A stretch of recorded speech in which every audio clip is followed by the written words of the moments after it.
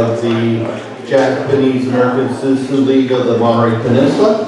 And we want to welcome you to our 100th anniversary of this building.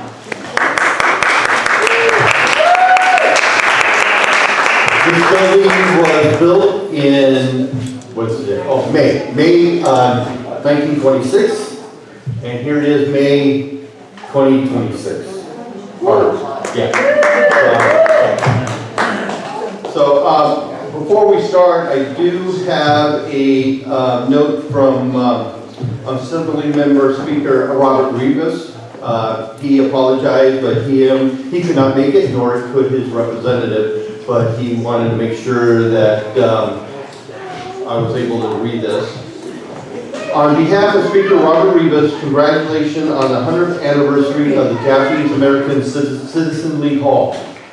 This milestone of the hall is certainly important to recognize because it allows for the continued preservation, education, and celebration of the rich Japanese American culture of the Monterey Peninsula.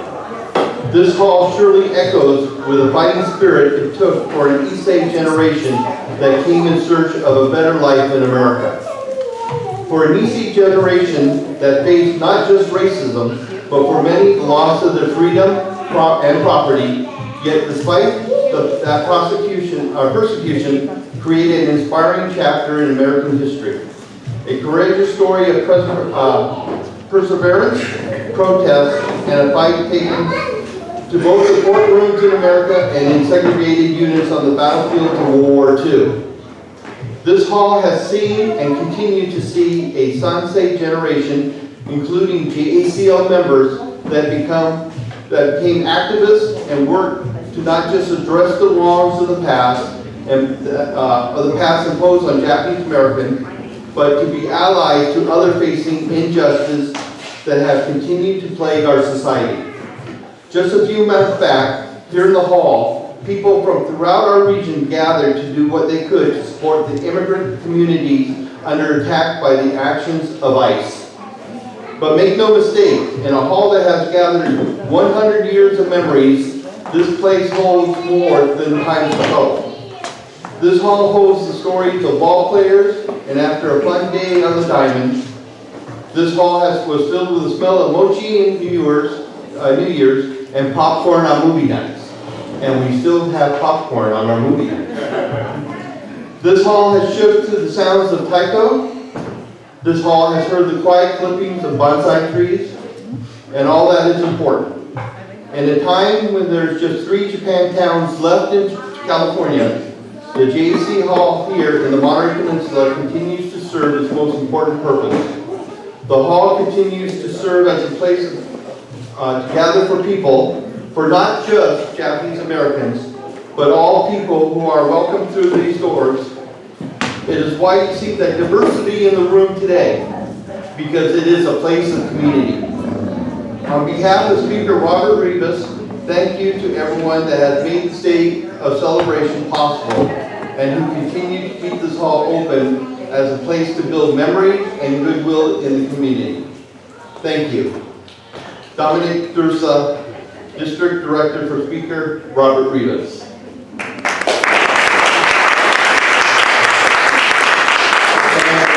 I want to say that this event is sponsored by the National JACL and the City of Monterey. And by that, we do have the Mayor Tyler from Monterey, and he'd just like to say a few words.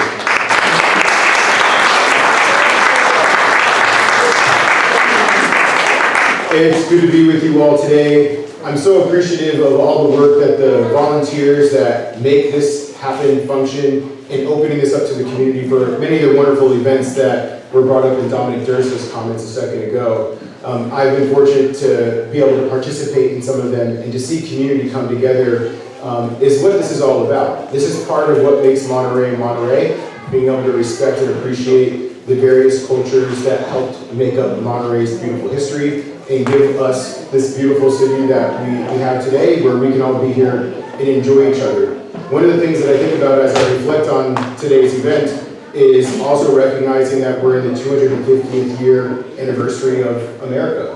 and how do we balance and counteract the challenges that come along with the American history as it relates to Japanese culture and what the Japanese community brings to the fabric of what makes America America. So just something that I personally reflect on, and it's important to find the good, but it's also important to recognize the harms that have been created. But what I particularly appreciate about the Japanese community is the humility that it brings to our culture and our society. This is a wonderful time for us to put the phones down, get away from the machines, and just connect with one another as human beings, as neighbors on the Monterey Peninsula. So just so thankful for you all being here today. Congratulations on the 100-year anniversary, and here's to 100 more. So thank you all so much.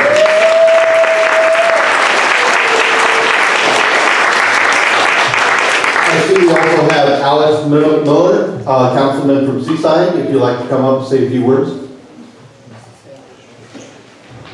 Thank you very much. On behalf of the city of Seaside, we want to congratulate you guys on 100 years. We want to be involved. The city of Seaside is getting more involved in our neighboring cities and what's going on the peninsula. My name is Alex Miller. I am a distinct pleasure to be a council member with the city. We want to congratulate everybody. Thank you for inviting us, and we're really excited for today's celebration. And please reach out to us and connect with each other. So to another 100 years, thank you so much. Is there any other dignitaries here? Okay. We're all dignitaries. Elected. I do want to thank the JACL board. Again, I am Arlie Lamike, I am the VP. We have Mika Okamura, who's in the back, and she is our VP of membership. I'm sorry, VP of events. Wishful thinking. We have Pam Downey Lamika, who's our secretary treasurer. And we have Larry Oda, who's at the door taking pictures. And I do have to say, this is Larry's, I think he has, what, 2 more months being our national president. We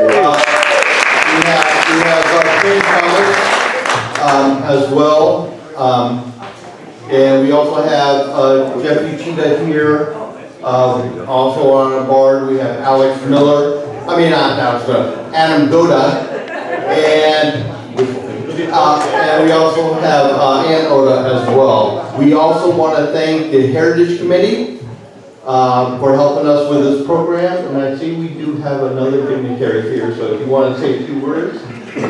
Hi everybody, my name is Alexis Garcia Rozola, Communications Director for Assembly Member Don Addis.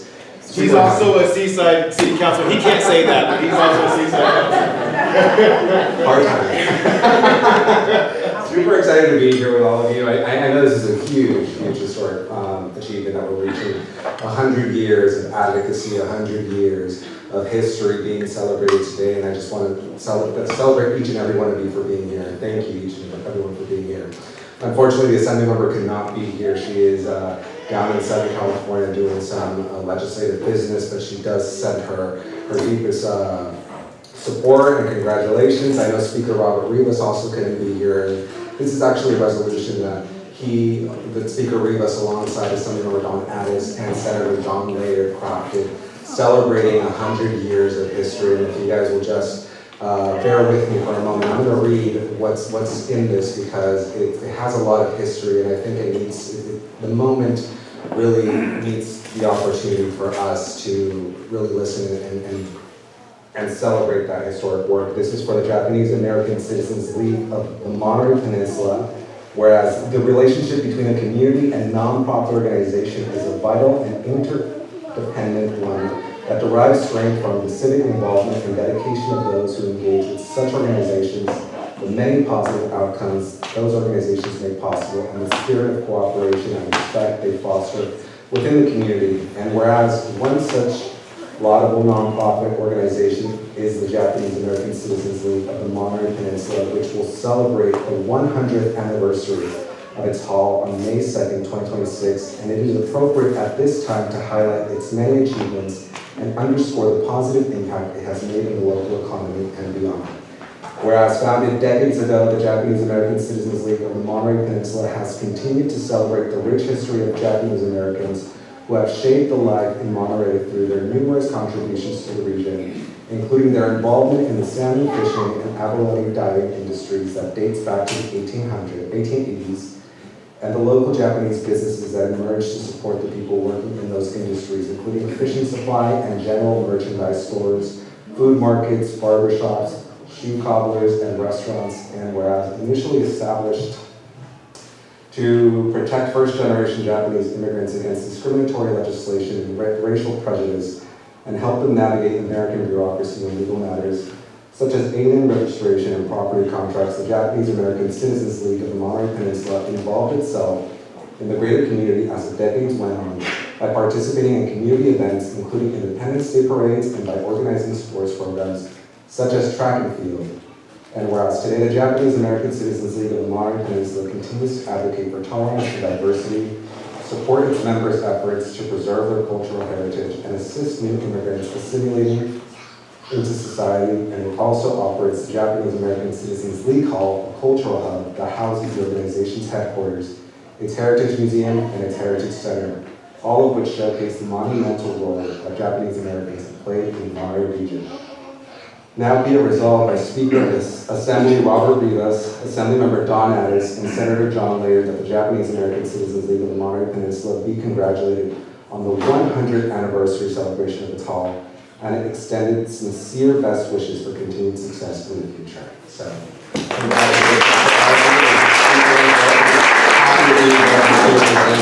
hopefully we can celebrate another 100 years.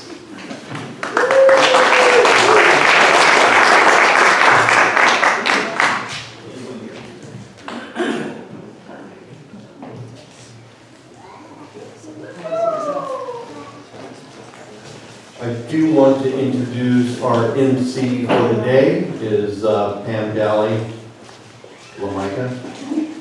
So she's trying to run away, but so she'll be taking over for the rest of the day today. Thank you again to the Japanese school kids. They've been working hard, maintaining the language and the culture. So we're not going to ask how long ago, because we're polite, but how many of you attended the Japanese school here over the years? We got a few. Hopefully you kept the Japanese going. And by the way, thank you, Wes White is actually filming the event. When it's posted, we'll put on our Instagram and Facebook the link in case somebody missed something or you'd like to watch again. And when the newsletter comes out for next month, we'll also have the link in that. So a big thank you to our board member, Adam. He made all of these Japanese lanterns to decorate our hall. And for those of you, he didn't put his name on it, but he should have. He designed this wonderful flyer today for our event. So Adam's hiding over there with his kids.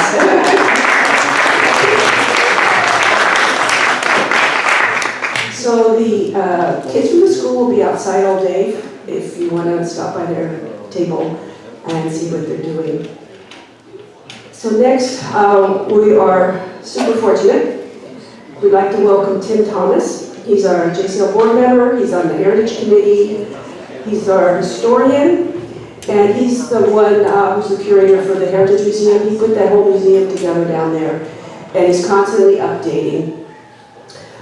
We are looking for docents to train. The dream is to have the Heritage Museum open every weekend, and of course that takes people. So Tim will be setting up training programs. Tim will be setting up training programs for docents. That's docents for those of you who are interested. You can see him today, or we'll have the information in the newsletter. So again, my name is Tim Thomas. I'm on the board of directors here. I've been on the board of directors actually over 16 years. But my work in the last 40-some odd years has done the history of the fisheries of Monterey Bay. And that's what brought me to JCL 20 years ago, chasing that Japanese fishing story. It's a story I always felt that was never really told properly. If it was misunderstood. And it was the Japanese who came to Monterey, doing that in 1895. And they sort of revolutionized the fishing industry in Monterey. And the abalone that brought the Japanese to Monterey, abalone money, they built this building and built the Monterey Wharf. And so this is a photograph of a picnic held in Monterey, held at Fun Lois in November of 1925. And you can see the two folks sitting on the Royal Prince and Princess Osaka. And there was always an idea to build a hall here, which was established for the Japanese Association, which is a group of Japanese businessmen who were all associated with the fishing industry in Monterey. They thought that we could have some kind of hall and build it in the middle. This is what you all know, Flying Japan town here. So the Japanese Association always had this idea for a building, so folk coming from Japan had a place to assimilate. Also, Japanese entertainers would come here, also, and they would have Japanese sumo wrestling here, and kabuki theater, and of course, we talked about movies being shown here. All kinds of entertainment would come through this building at one time or another. So they always had an idea to build this hall here, and then so we raised money, and this picnic, the Royal Prince and Princess, they came to Monterey. They were actually returning to Japan after spending a few years studying at the university in France, and they came to Monterey for one weekend, and they held a picnic at Point Lobos, and all kinds of activities for them. And they were so taken by the treatment here in Monterey, and that they left money to kickstart the raising of the money to build this building. And so they raised money. It actually cost about $5,000. The building opened on May 2nd, 1926. It was built by a guy named C.D. Todd. I had some pictures of it on my computer. This guy named C.D. Todd, who was a cannery builder. That's what he did. Same time, in 1926, Larry Oda's grandfather built his cannery called Sea Pride Cannery. And it was the same guy, and he brought blueprints from Sea Pride of their warehouse and their offices, and they just used those same blueprints to build this building. So anybody ever down on Cannery Road, there's a building right next to a Williamstown Market that looks just like this building, and that's the reason why I do that right there. So we're able to raise all that money. So I've been working in this abalone story for a long time, a child in Japan chasing that story, and I work with a group in Japan, I have for over 20 years now, what they call NPO, and they've been also chasing the Monterey abalone story in Japan. We kind of work together. Greg, can you give me the next slide, please? And they sent us a gift, and I want to read you what she wrote. It's a very special thing. She said, "Dear all members of JACL Monterey, congratulations on your 100th anniversary celebration.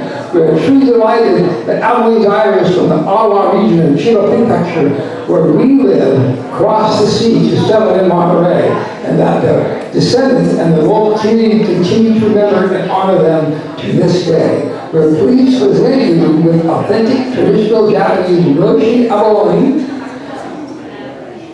In Japan, abalone is offered at Ise Grand Shrine as a meal for the gods for over 2,000 years. In ancient time, noshi awabe was also sent to the Awa region of Chiba Prefecture.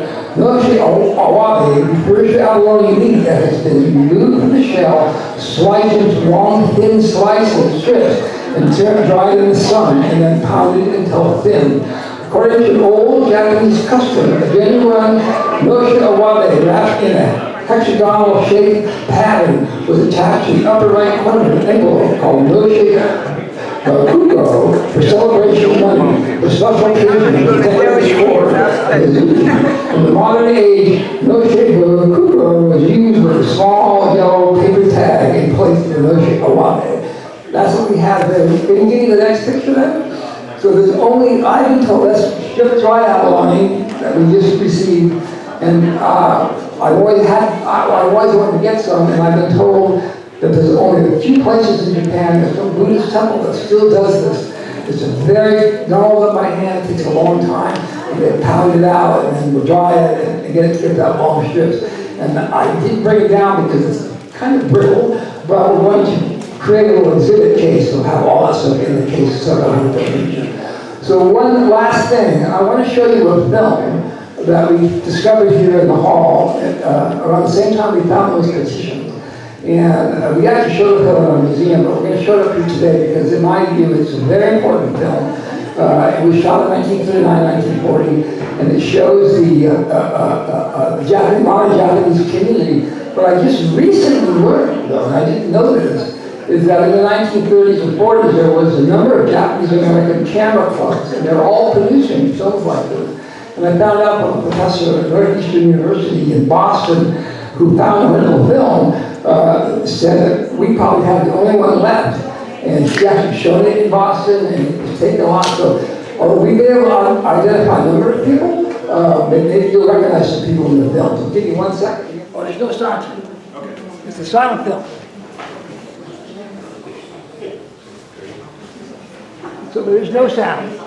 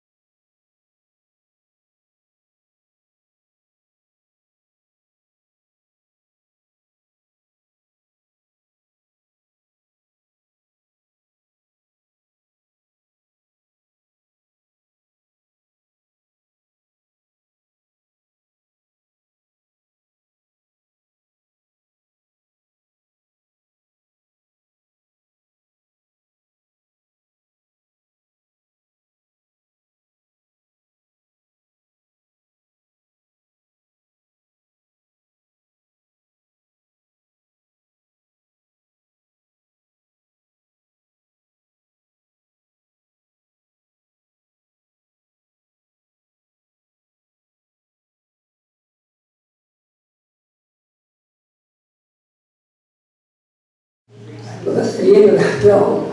And we were able to identify about 50% of the people in the film. You probably saw the Tories, Roy Tory and his brother on the Outback Road, John Goda, Larry Otis' father was in the film. The baseball scene was shot right across the street, Jack's Ballpark right there. Of course, most of the scenes on the Monterey Ward. So it's a very important film, and it serves the Monterey Japanese community at a special time. So thank you, and I appreciate you all being here today. And I hope you all get a chance to go down into our museum and have to down there today. Add some things and change some things. Again, thank you very much.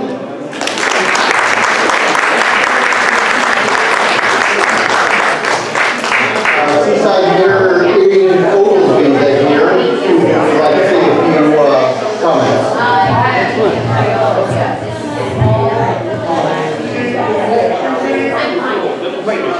I'm just going to speak, and I know people are still mingling, so let them mingle. I do want to say on behalf of the citizens of Seaside, welcome to the 100th anniversary. I was just speaking at another event and talking to people, and we were saying about imagining what was it like 100 years ago when this organization first started. And it came together to support its members and to be a place where like people can come together and participate as a group to support each other and make a way for them in this community, in the Monterey Peninsula. And that was over 100 years old. And we want to say, really, how do we keep that going? And part of that is the events that this club does, this organization continues to do every year throughout the year to bring all of the community together, not just its members, but to show how, since the beginning, how each individual culture came here to the Monterey Peninsula, work together, work to make a way with other cultures, and make a life for future generations. And I'm so proud of this organization by keeping it going, by the things that they do, particularly this type of celebration here today. So I just wanted to be able to say a few words of congratulations to the club. Thank you for what you guys do to keep the culture of the Japanese culture right up front, because we all enjoy it. Our members enjoy it, our citizens enjoy it, our residents enjoy it. And that's what makes us stronger, when we share the best things of each culture, and we get to enjoy other people's culture, right? We don't want to be a place where it's just you in your own little world, and you are just hanging around with people that's from your background, from your culture. But that makes America what it is today, with that shared heritage, and it's an American heritage and American history. And so we want to just thank the club for what you're doing. And I'm so happy to be able to be part of it today. And so we look forward to another 25 years, 50 years, and one day it'll be 100 years, and people will say the same thing about you and your leadership, about, wow, it's been 200 years. Can you imagine what was like 100 years ago? And they're going to say good things about us, good things about you. So I'm so happy to live in the city of Seaside and on this peninsula, where we have the proud heritage of the Japanese culture to share and enjoy. Thank you.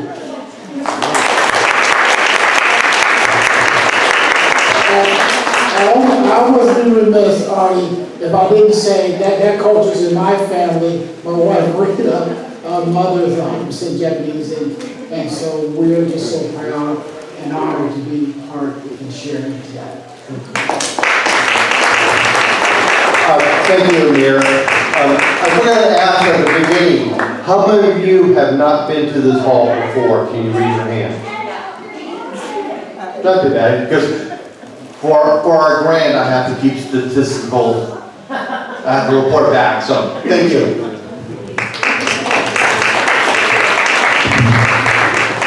Next is Nathan Grijalva, and he went to Tokyo, Japan in 2024 to study Nihon Buyo, traditional Japanese dancing. There he mastered and earned Bando status from headmaster Bando Ryosuke XII. Nathan was awarded the Natori name Bando Kyo Mutsumi.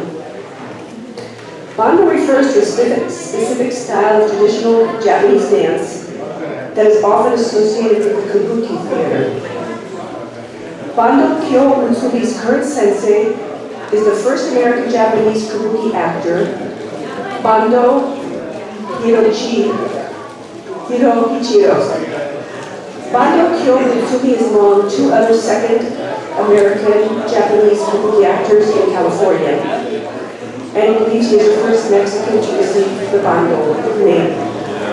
He was inspired by his grandfather, Hiro Utsumi, and his mother, Ivana Fujiwara. Today, Bando Kyo Utsumi will be performing Fuji, which means wisteria.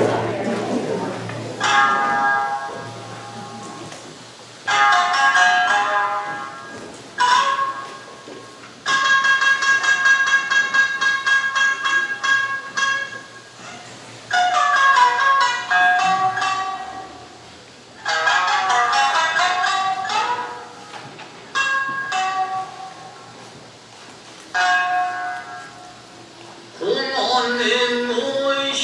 Call.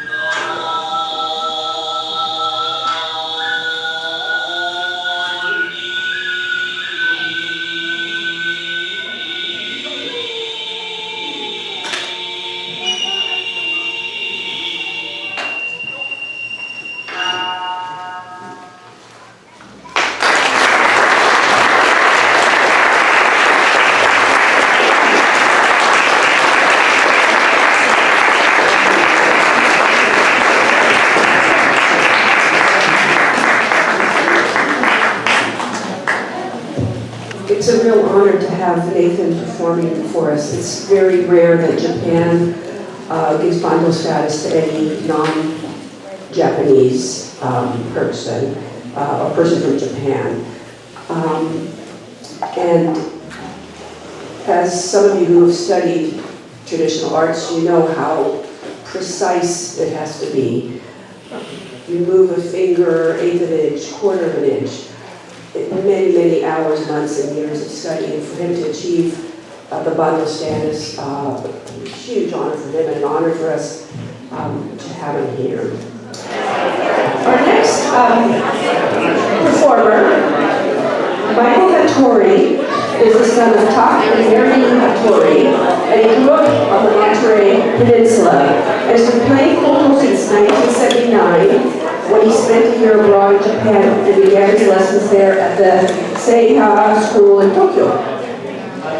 He then attended the Seiha Conservatory from 1983 to 1987 and received a Shihan, or master's degree in koto and shamisen performance. He returned to the Monterey Peninsula in 1995, changing tracks to become a surgical nurse and diabetes educator. And he worked at Chong for 27 years.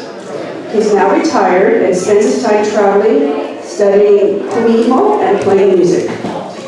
He'll be performing two pieces, Rokudan no Shirabe and Ainu no Ko no Odori. So please welcome Michael Hattori.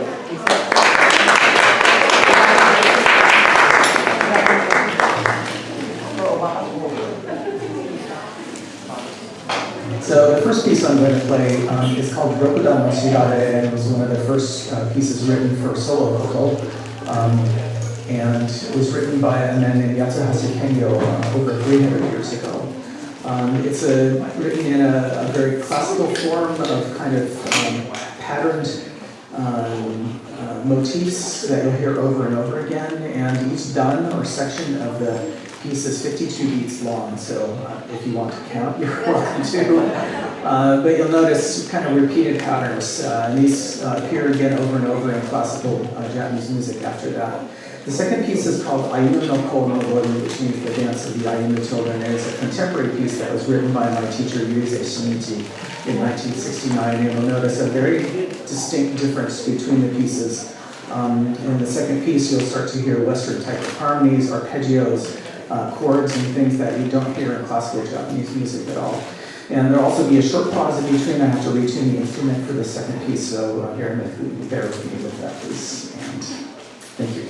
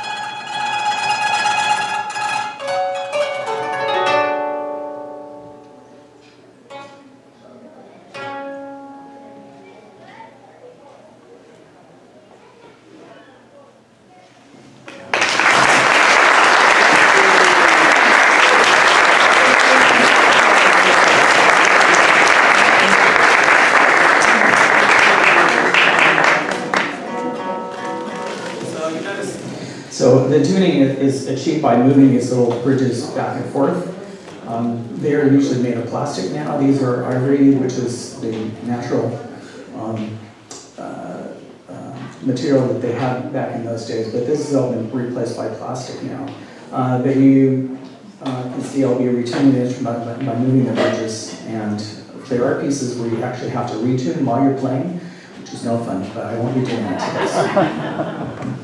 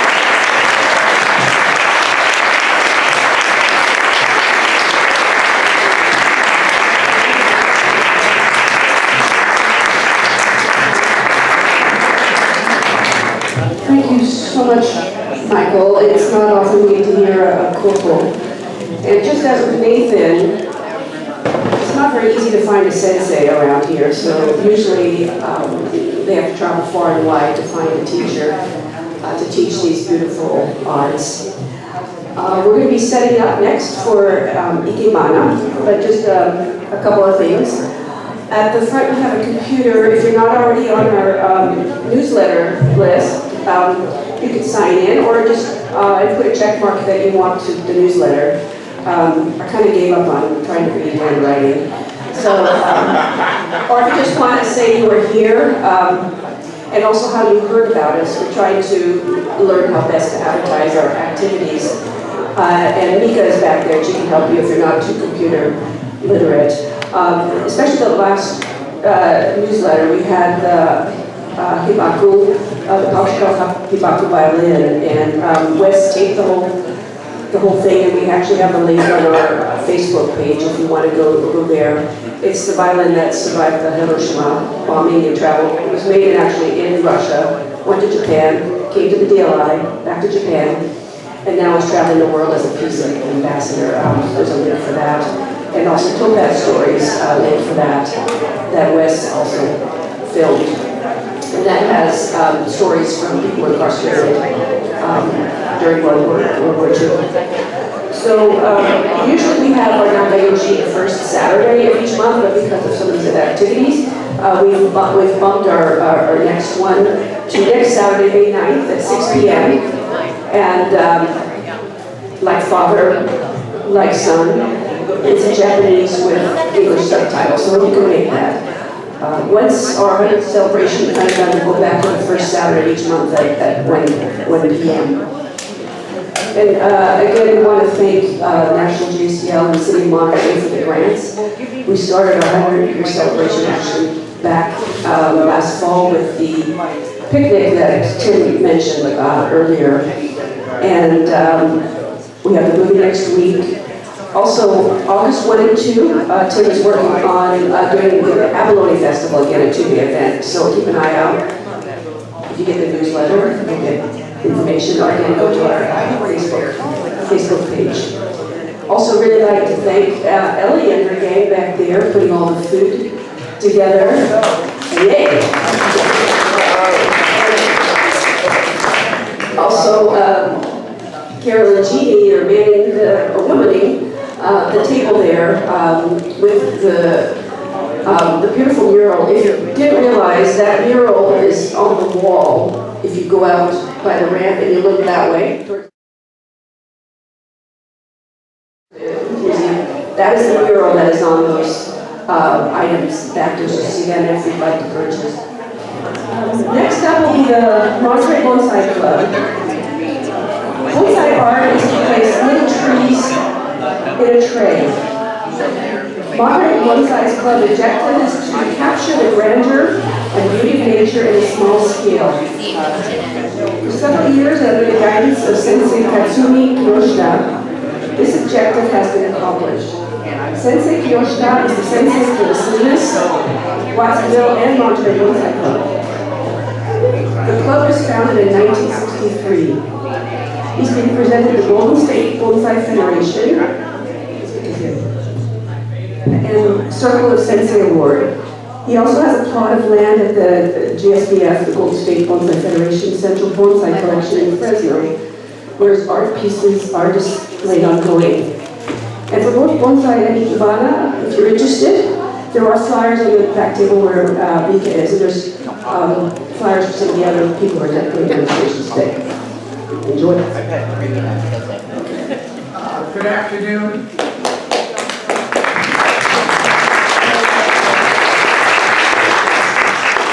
I'm Don Brightwell, and I'm the president of the Bonsai Club. And Mr. Kadoshka is getting ready to make a rock that has trees attached to it. And what he's done already is he's attached wires to this thing, to the lava rock there. And so he's prepping this. Then what he's going to do in that white bucket there is a cement of clay and peat moss and sphagnum moss, and he's going to wire these, make a little area for soil for these items to attach to the lava rock there. And then he's going to wire it in place and figure out how to do all this kind of stuff. And he's been doing this for a long time. And the first bonsai meeting that was held here was in 1936. So they've been doing it here for a long, long time. And the art of bonsai is long, but it was around 1890s in Japan that they ran out of naturally formed trees. They would collect trees from wind-swept fields that had natural shapes. Around 1890, they ran out of trees. And so that's when they started doing wiring and mimicking what could no longer be found native in Japan. And so on and so on. And then the two major species of trees that are used in Japan are the black pine and the Japanese maple. And the maple is considered the queen, and the black pine is considered the king of the bonsais. And generally, a bonsai plant is the one that's going to have smaller leaves. So you're never going to see a sycamore, as a bonsai, because it just doesn't look right in size and stuff. Yeah. Yeah, so.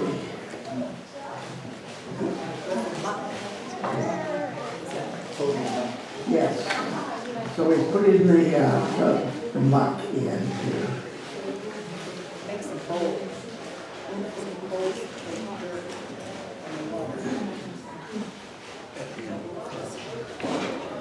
Yeah.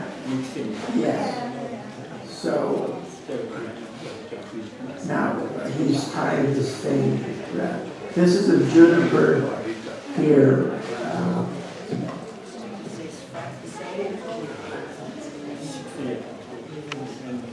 From seed. And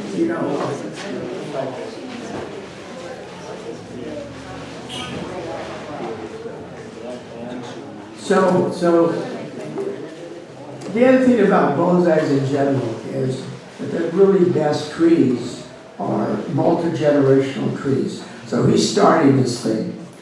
He won't really live to see the end of this tree. Ideally, it will keep on going.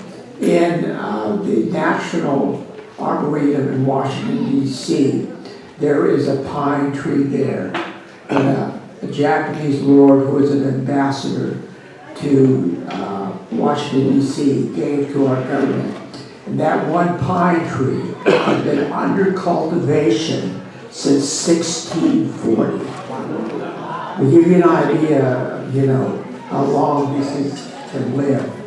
Because when they are repotted and they get new hairs, they get rejuvenated. So actually, some people say, well, bonsai is, torturing trees. But, really, that's debatable whether it's torture or not. The other thing about these things in general is there's a front. So he has to decide where the front is or where he wants to be the front of the tree. Already it looks better. Yeah. He has the eye.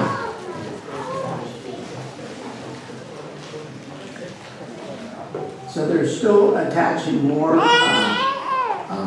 muck, and now they're putting sphagnum moss on the top. And one thing about sphagnum moss that's sort of interesting, there's something about the chemicals in sphagnum moss that encourages new root formation.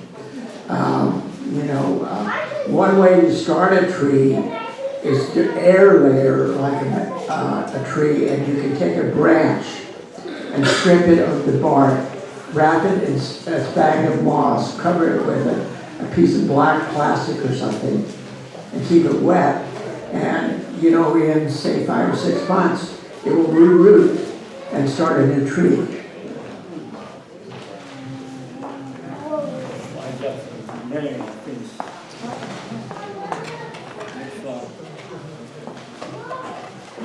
So it's got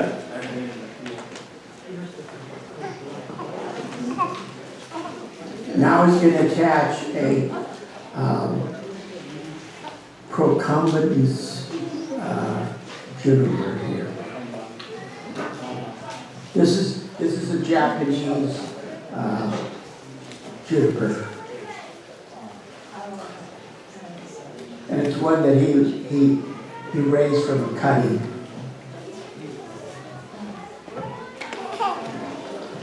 So again, he has to start with the muck. Because obviously, there's, there has to be some substrate for the roots to be able to, grab onto.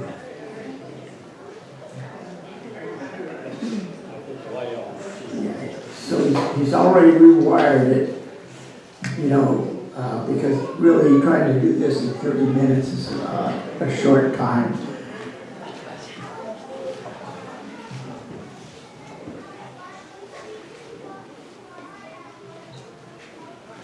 And after he has it on there really well, he'll use these pliers here to get it tight and turn it to where it has a good firm deal. If it's too loose on there, when there's wind and stuff, the roots are not happy, so they want a secure attachment.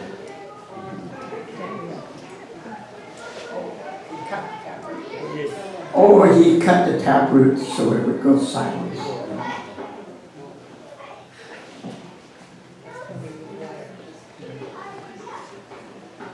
Just Florida.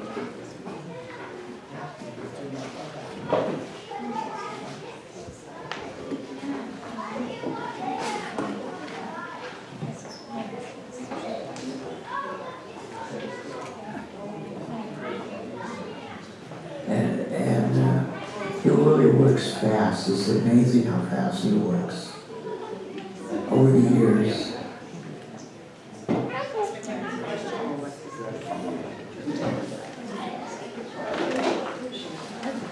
Yes. How do you prevent the roots from being root bound?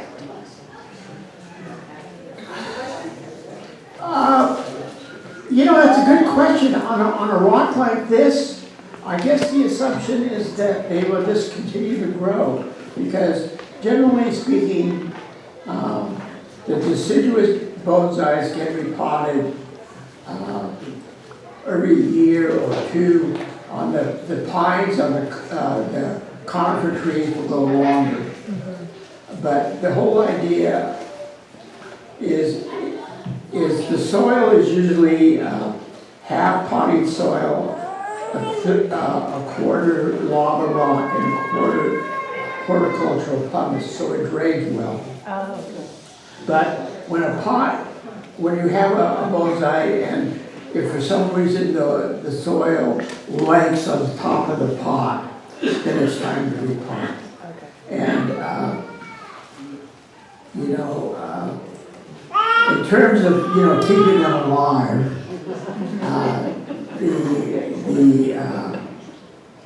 the junipers are the hardiest trees. They'll take more abuse. The maples and stuff like that, they're more gentle.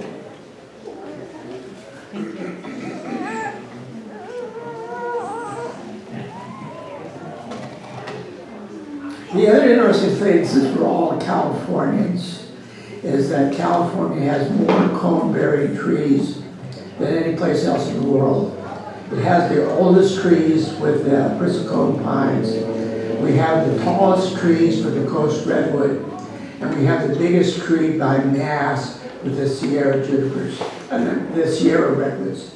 So California is really a unique place to grow things, which is one reason why the Japanese as farmers way back when did so well in California.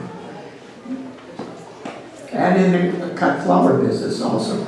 When I first started the Bonsai Club, there was 3 or 4 guys from Salinas that were, I think, in the carnation business. They didn't speak a word of English, and they would just show up at the club and whack away at things.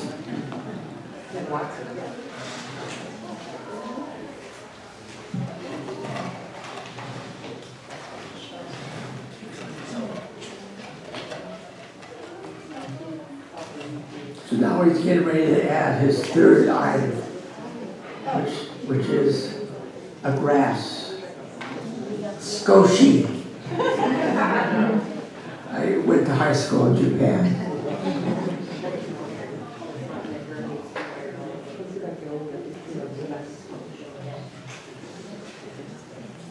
And then when this is done, generally when something is repotted like this, you usually put it in the shade for a couple of weeks, you know, to give it a chance to adjust. And then sometimes also, if you have a bottle of water, you can mist them. And that helps them, you know, there's less shock if they're misted after they're being repotted like that. And people still go to the mountains and collect trees. And the tree they want most in California is the Sierra juniper. And those are called Yamadori, which is, you know, a collected tree from the wilds.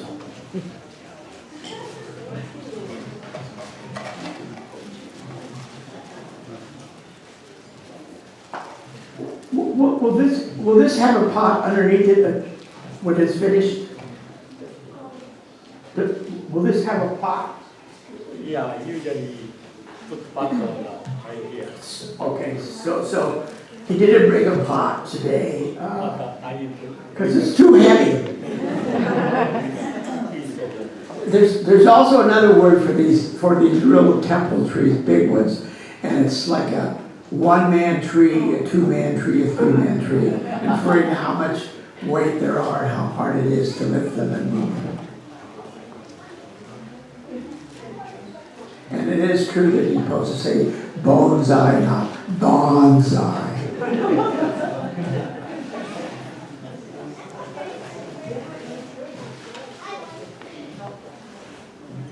Now he's just cutting these things a little bit.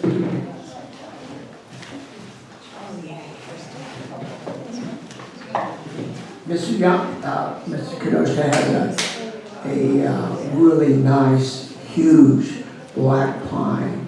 It was started from seeds from Hiroshima. That's a really amazingly cool tree.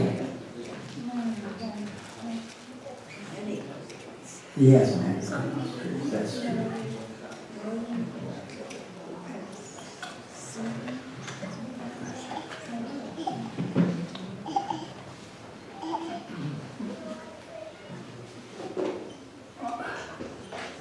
I've never done one of these rock things.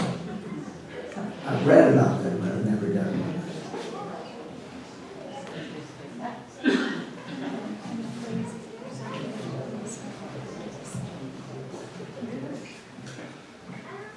Oh, there's his missing water.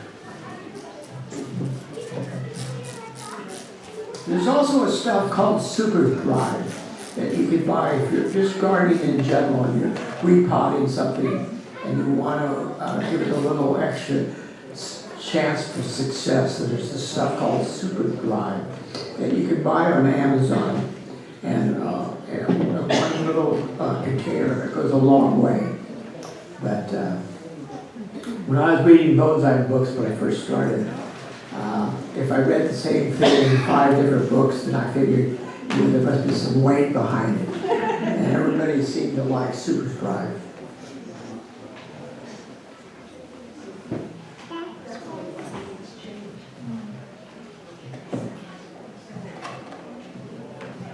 And generally, you know, a tree is a triangle shape. Usually it has an apex and it has some kind of a triangular shape.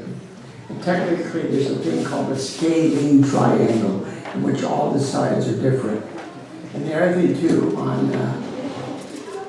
they don't like anything in the middle. They're usually, you know, in a pot, things are usually, you know, off center. And I also think that bonsai goes back to more into the Shinto religion than to the Buddhist religion, because the Shintos believe that there's a spirit in rocks and in everything. So I think bonsai is more Shinto than Buddhist, in my opinion. Are there any bonsai forests planted anywhere? Pardon? Are there any bonsai forests planted anywhere? Bonsai forests? Yeah, I'm making a joke. There are, and the most famous one is a John Naka tree that's in Washington DC. And again, usually in forests, they do prime numbers, 3, 5, 7, 11, something like that, you know. And the trick with forests is usually you want to clone a bunch of trees that are all genetically the same, because if they don't bud out at the same time. You know, you'll get, you know, I have some maple groupies in which, you know, half of it is already, has lots of leaves and the other half doesn't. And it looks weird. So ideally, you know, you want a clone if you're going to do a forest. And you know, there's no limit to what you can do with these things. There are some species that don't work well for us around here, and one of which Mr. Kenosha has done an absolutely wonderful job is oaks. In the garden at Lake Merritt and at the bonsai thing in Fresno, Mr. Kenosha has donated. Okay, this is it.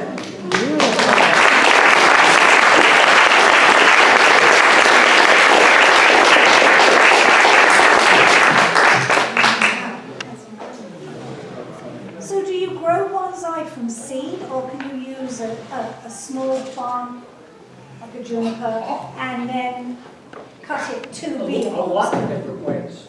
Okay. You know, I have a bunch of, 20 years ago I started black pines from seed. And now I have black pines from seeds that have a trunk this thick in 20 years. Wherever you can find something that will work. One of the best ways to get a great tree is there's a thing called urban yamadores. Sometimes people redo their yards and they have a hedge of boxwood or junipers and they're going to toss them out. And maybe they're 20 or 30 or 40 years old. And you can take those things and, you know, put them in a pot and take care of them and make a great tree. So that's it. Thank you very much.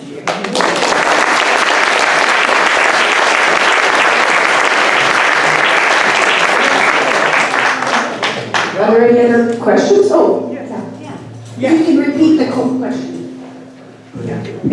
Yeah.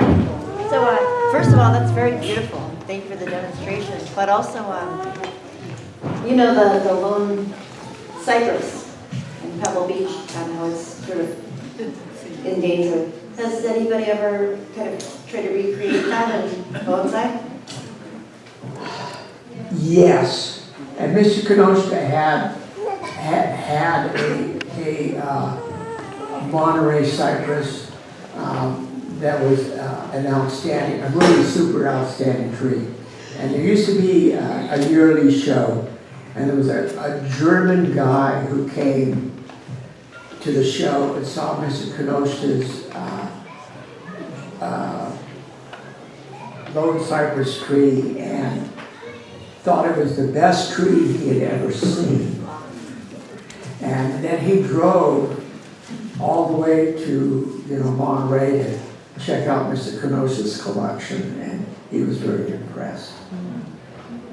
Could we have the tree brought down onto the stage so we could come and Right. see it properly?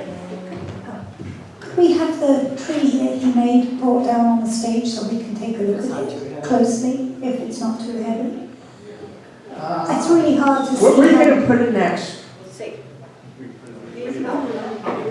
Oh, you're going to put it out? Oh, that's fantastic. Yes, we'd love to see it. Oh, Now, are the bonsai trees best placed inside or outside?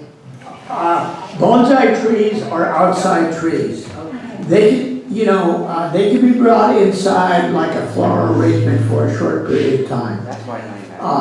But the quality of light inside a house, they don't work. And maybe if you spend a lot of money on, grow lights and a bunch of stuff, but generally speaking, they're supposed to be outside trees. I have a question. Has Mr. Kenosha ever done fruit trees?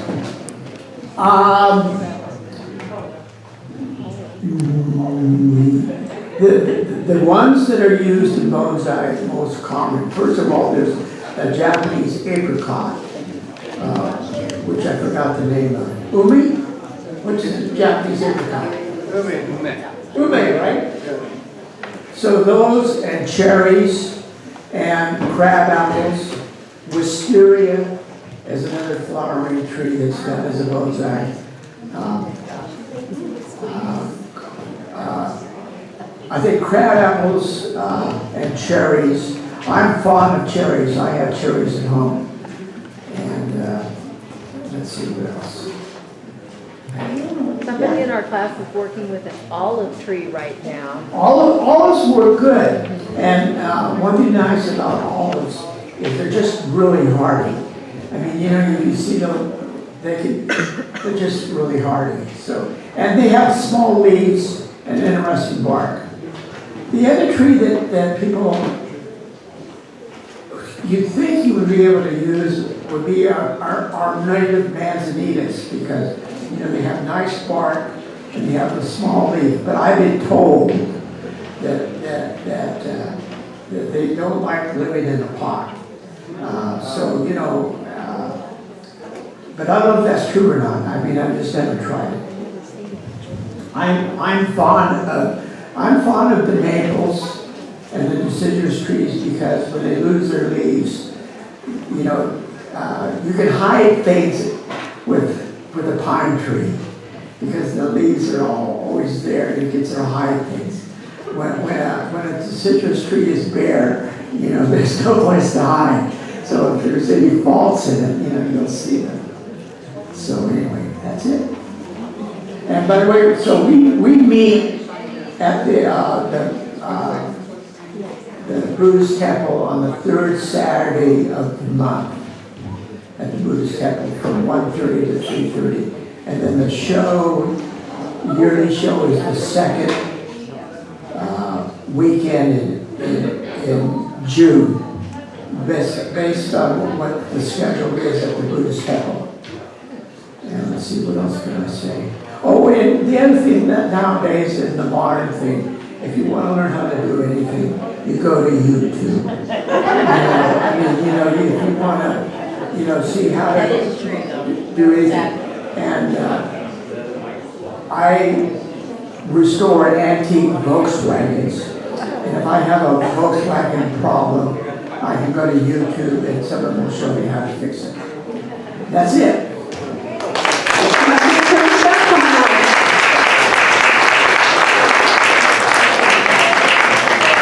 We'd like to thank Mr. Kenosha and the Bonsai Club for the demonstration. And they do have flyers in the back about their classes, so if you'd like to join. How many of you are JCL members here? Good. We hope more of you will consider joining. National JCL has been very active, especially lately with everything that's been going on. But also our local chapter, we're concerned about civil rights for all, and we really are trying to get our youth, have a safe place for youth to be. But also, really important is maintaining the history of the Japanese Americans on the Monterey Peninsula, which is why we have our museum. This whole area was Japantown. And we're except for Susie, I think we're the only part of Japantown left here. So we hope you consider joining our organization. And remember to get sign in the back if you want to get our newsletter, or if you just want to let us know that you're here. So we're going to take a little break, and then at 1 we'll be doing the Ikebana. So the museum is open all day. Lots of goodies. Make sure you stop by also the kids' table and help them build their tree out there. Next is Ikebana. They have flyers about the classes, and also I'd like to mention that next Saturday here at our hall on May 9th, they are having an Ikebana workshop. So there are flyers in the back, so please take one or pass them to people who may be interested. So this is the Ikebana International Monterey chapter, number 231. Ikebana is an ancient art of Japanese floral arrangement. Practitioners use flowers, branches, and other natural materials to create harmonious arrangements with a focus on line, form, mass, negative space, and often asymmetry. There are multiple schools of Ikebana, each with their own rules and style. Rimiko Ogura will create arrangements in the style of the Ohara school. The Sachiko Yohata arrangement will be the Sogetsu school style. Ikebana International Monterey Chapter number 231 was chartered in 1989. Ikebana International is a worldwide non-profit organization dedicated to the production, appreciation of Ikebana. The organization was founded in Japan in 1956. Today there are chapters in over 40 countries. Motto of the association is friendship and flowers. So please welcome Ikebana Monterey.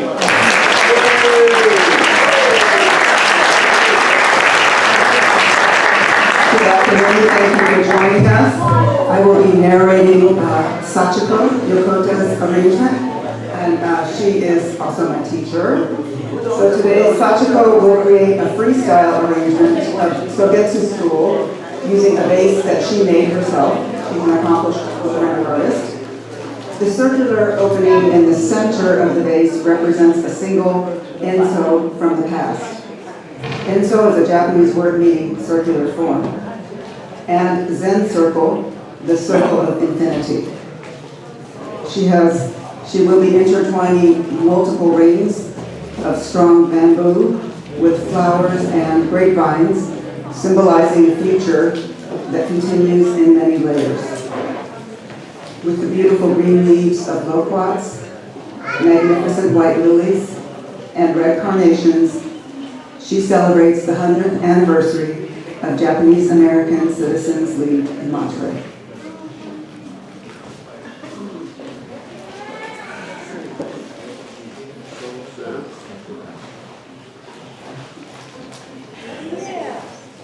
And if you have questions as she's working, please feel free to ask, and then we'll get her answer.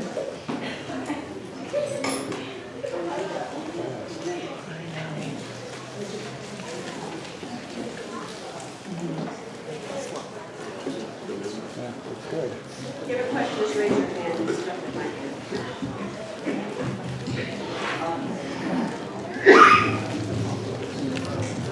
Are Ikebana arrangements always vertical? No, sometimes they can be in a shallow dish and kind of go horizontal occasionally. We have had one lesson where we had vertical arrangements, horizontal, but oftentimes they're going to be some vertical fashion.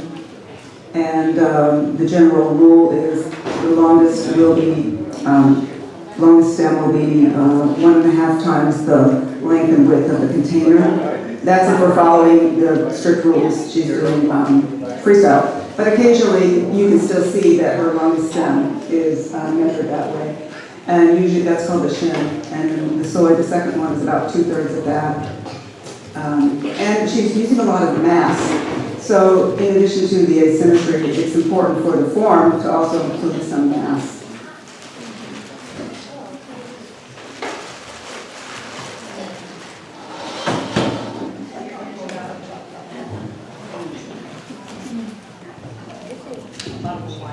bamboo wire. It's actually curled bamboo. Are there any rules that you do not do when you're doing a presentation like this? Okay, any rules that we don't? She said, no. Freestyle is kind of, in the Sogetsu school, people tend to really like freestyle. Sachiko is my teacher. She teaches at the Buddhist temple first Monday of the month in Monterey. And we have to do, they teach us a lesson from the book. We have to follow all the rules for that particular lesson, and then our second arrangement, you can freestyle. But you still have to show that you can demonstrate that you understand all the rules because it's rooted even in freestyle. That's in the back of your mind.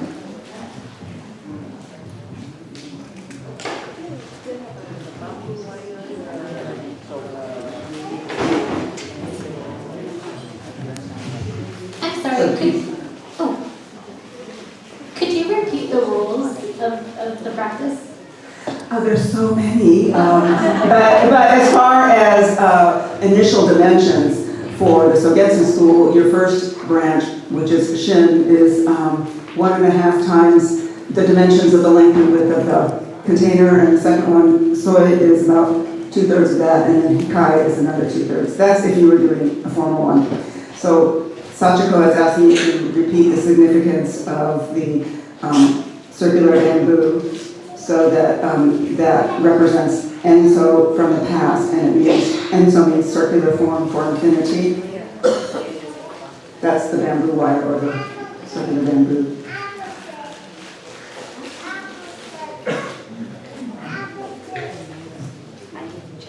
And in our school, you have to arrange from behind, which if I have to do a demonstration since I'm still a student, I have like a little lazy Susan, I turn around and look, because you would not believe how talented these people are, our ladies who teach, who really are so used to doing it from behind and making this gorgeous arrangement.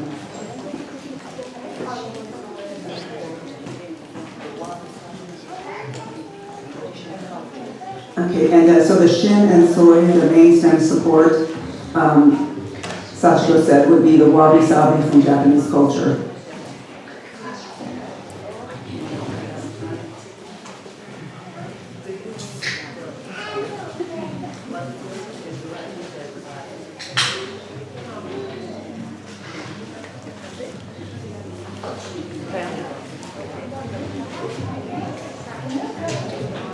And then she'll check one more time to see. It's amazing when we're doing our arrangement in class, the teachers can move one little thing, and it makes a huge difference in the appearance. So when did this, I don't know, art, thank you, right? When did this art actually start? About the, I think, 7th or 8th century, flowers were offered at the Buddhist temple altars. And then over the centuries, I think in the 15th or 16th or so, it started coming into the homes of aristocracy, tea ceremony, that kind of thing. And then 18th, 19th century started becoming more popular with the general populace. And then women started being allowed to use, do a flower arrangement. And this is all talking about history in Japan, because there's other countries that have taken it on. But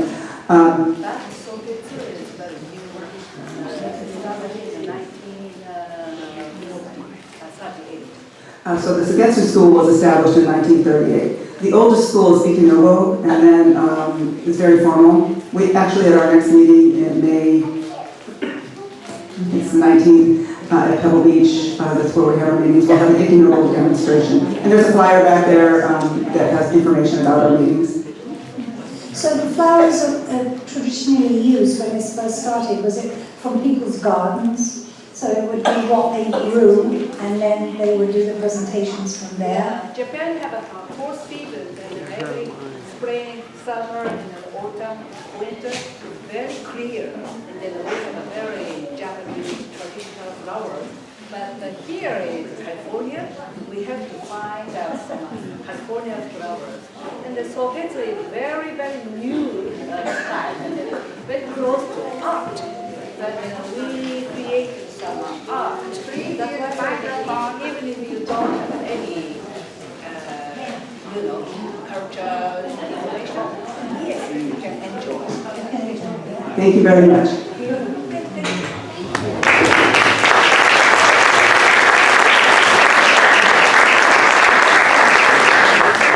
Okay, so next, it's my pleasure to introduce Mrs. Rimiko Ogura. She's been doing flower arrangement over 60 years. So, yes. She's a member of the Ikebana International, as well as she leads the Ohana chapter in Monterey Bay, and then she teaches Ohana style at the Buddhist temple. So this time she's going to arrange Rinpa style. Okay, hi, dodo. So she's you go to pine. So she's going to use the pine as a kind of a main kind of the section.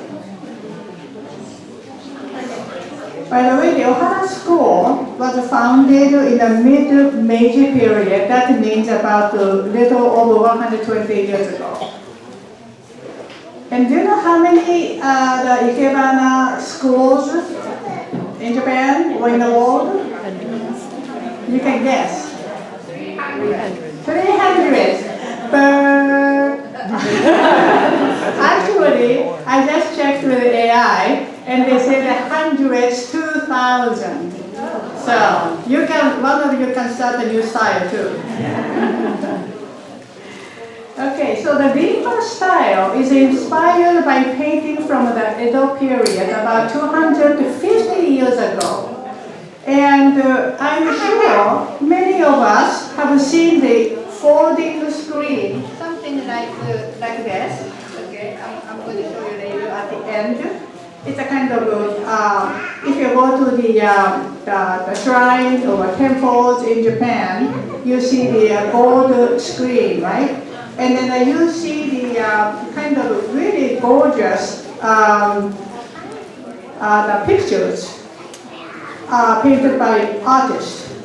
So that artist in those work highlights the beauty of flowers such as iris, chrysanthemums, or sometimes, you know, there is a very striking look, the look of pine trees.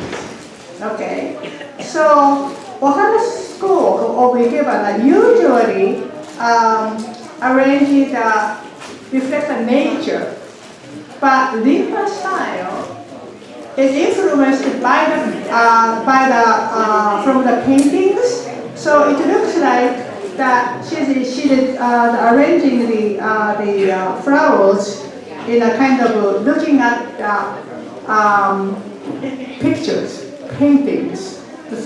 So it's a kind of quite different from the regular, you know, landscape type of arrangement.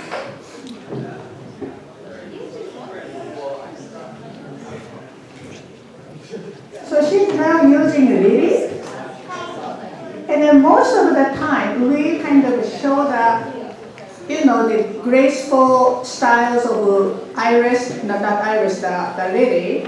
But for this type of the Rinpa style, she's going to highlight the beauty of the lily.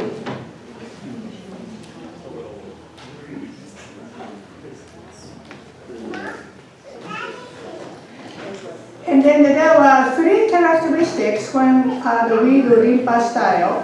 One is simplification. In other words, she kind of removed the leaves from the lily, so that she can actually highlight the beauty of the lily. So that's the one technique of simplification. The second one is color exaggeration. She basically put the emphasis and put the mass of the flower. This time she's using a pink lily, and then kind of highlights the impact of lily. And then of course, the third one is the design. Rather than three-dimensional in a way, it looks like a flat, okay, like a painting.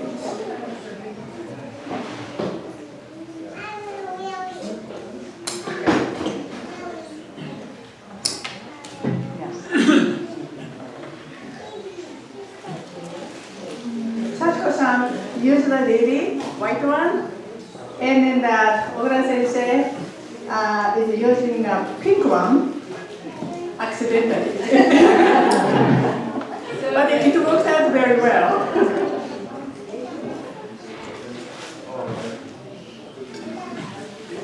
Okay, so can you see that? There is a big, strong, the pine tree, and then there was a mass of the pink, the lily there. And then she's going to use maple.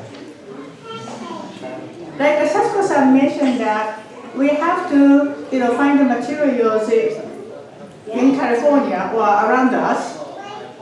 So there were some typical flowers that the people in Japan use, but we started to use certain flowers or branches that in Japan, they don't use. But in Japan, they also started to change too. So if you go to Hawaii, you will see a different type of flower arrangement because of the materials they can get from the Hawaii is very different, right?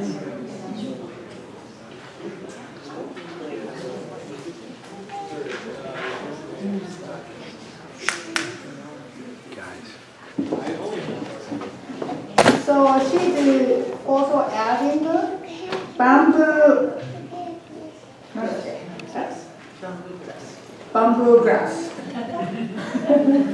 Those materials are coming from a full garden.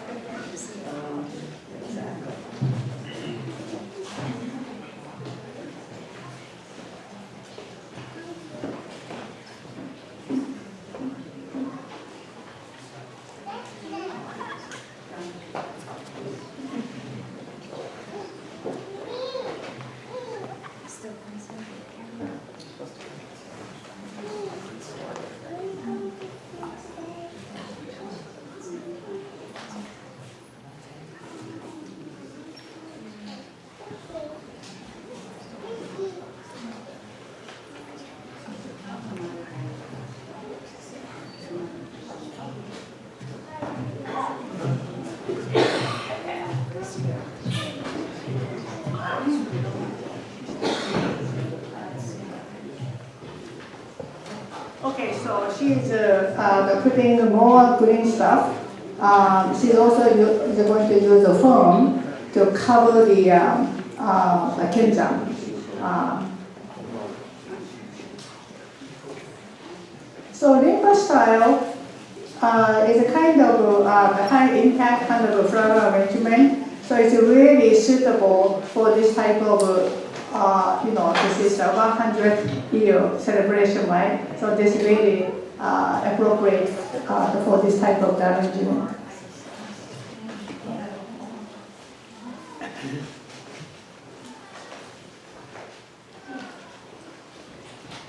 So are these typically used for special occasions, or are they presented to friends and family members for anniversaries or weddings? Rinpa style? Yes. Rinpa style is just one of the style. They are always called different style in the Bodhibana. But yeah, I mean this is really the display. It looks very nice, impactful. So I think that is also good for the celebration, any kind of celebration. Yeah, and then it's a flat, white flat, rather than three big dimensional. So it does not take that much space.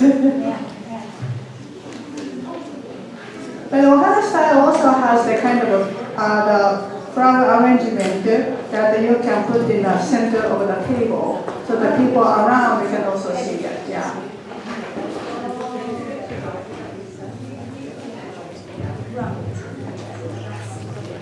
Is there any flowers that you would not use, like a hydrangea or roses? We love hydrangea. Oh. Yeah, we love hydrangea.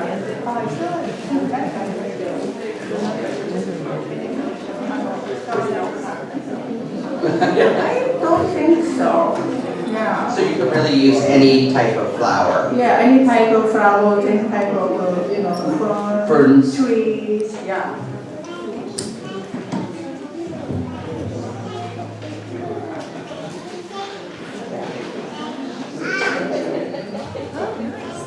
Okay, so this part is a kind of a collar with a mask, and that is the main section. And she also created the second theme over here. And then they actually connected.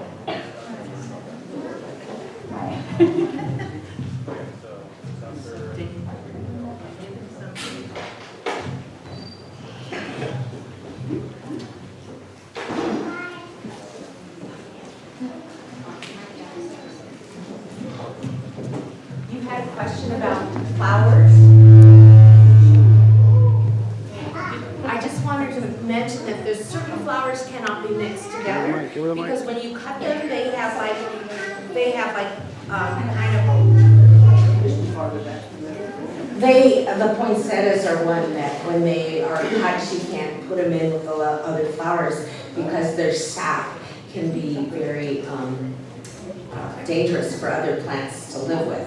So they seal the bottom of a poinsettia. So there are combinations that you have to be careful with, but overall. Is there a rule, or is there something to tell you what you can't mix? I don't know all of them, but that was from one of our classes that we had a demonstration at Christmas time. She talked about poinsettias. Okay. Yeah. Yeah, what do you want?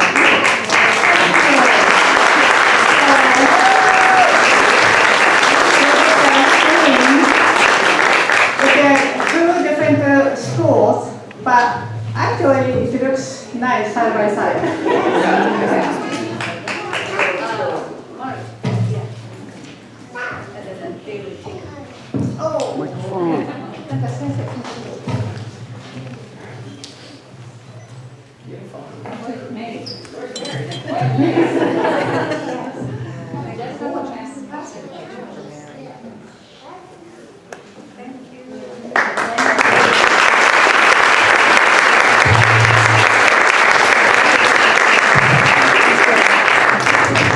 Remind you that you are having a workshop here at the JCL Hall next Saturday, May 9th.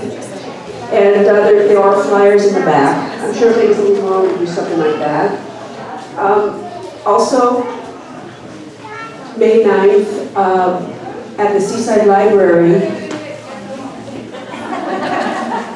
Larry and Tim from our board will be talking about the Japanese Americans on the Monterey Peninsula at 1 p.m. at the Seaside Library. Space is somewhat limited. We did ask if they had a film, and I got an email this morning that at this time it's not going to be filmed, but they're going to try to look into it. And then that evening, here at the hall, we're going to have the film Like Father, Like Son. It's part of our monthly series. This is the fifth out of the sixth movie series that we're having. So we're just gonna do a little cleanup here. So we started this morning with our wonderful children from the Japanese school, our youth, our future. Then we started with the beautiful traditional arts with Nathan with the Japanese dance and Michael on the koto. Then we moved to nature with bonsai and ikebana. Now it gets a little wilder. We're going to start the martial arts part of the program. So give us a few minutes to get the stage cleaned off, and then we'll have a Salinas Kendo. They never say in their bio, but they tend not to brag. But Salinas Kendo is actually known internationally. They have won multiple events around the world, and actually one of the students is going to Japan. We profiled him in our previous newsletter 2 times ago. So Salinas Kendo has flyers there. They do have some classes in Monterey, and then the rest are in Salinas. So take a flyer if you're interested. You'll see what they do. Importantly, that figure back there, that kendo outfit, is actually from 1926 when our hall was opened. So that kendo gear is 100 years old back there. It hasn't changed really all that much in 100 years, as you'll see when they start hitting each other.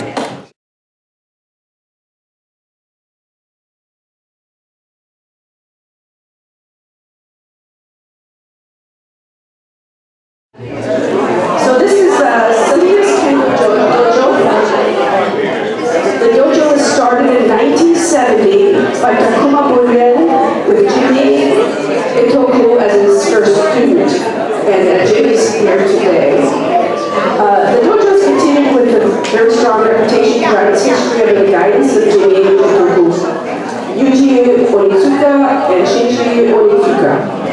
The three senseis have all attained the rank of 7 Dan Kiyoshi, and have all started kendo as children at the Salinas Dojo. No other kendo dojo in Northern California has more than 1 7 Dan Sansei. So Salinas Kendo definitely has bragging rights. Salinas Kendo Dojo also has Northern California Kendo Federation's highest ranking, Iaido Sensei Cynthia Tanabe, who is the 6th Dan. We currently practice in Salinas at the Buddhist Temple of Salinas on Monday and Thursday nights, and the Monterey YMCA on Wednesday nights. And they actually have flyers at their website, though, is salinaskendo.org. Please take a flyer if you're interested. So, it's time for some kendo.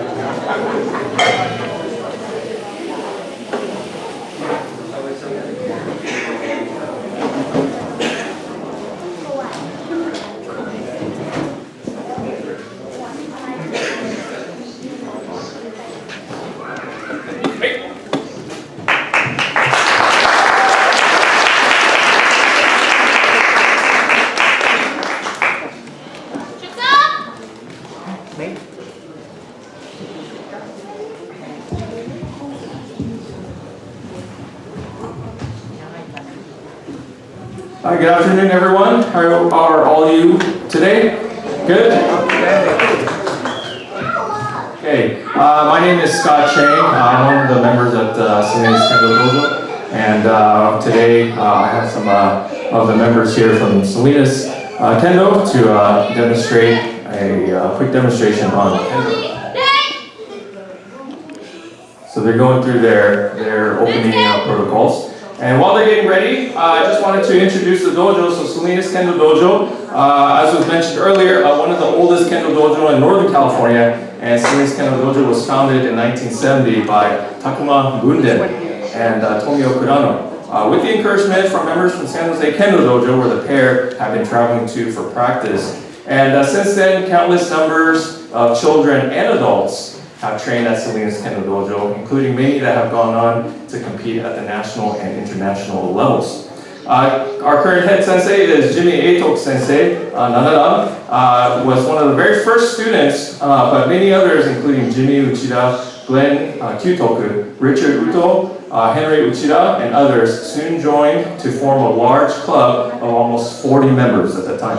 Among those were two brothers, Yuji Onitsuka Sensei and Shinji Onitsuka Sensei, and they have also, all three sensei, Itoku Sensei and the Onitsuka brothers, all have achieved the rank of 7th Dan. Widely respected for their skill, dedication, and contribution to the art, these sensei continue to uphold a tradition of kendo excellence through the Salinas and Monterey regions. Today, kendo is more than just a cultural bridge. It does also serve as a gateway to anyone who is interested in Japanese and Japanese American culture. Spirit of building friendship through swords. There is a phrase, and it's koken shiai. So that's friendship through swords. And in this spirit, the Salinas Kendo Dojo continues to spread and share kendo to new generations of children and adults.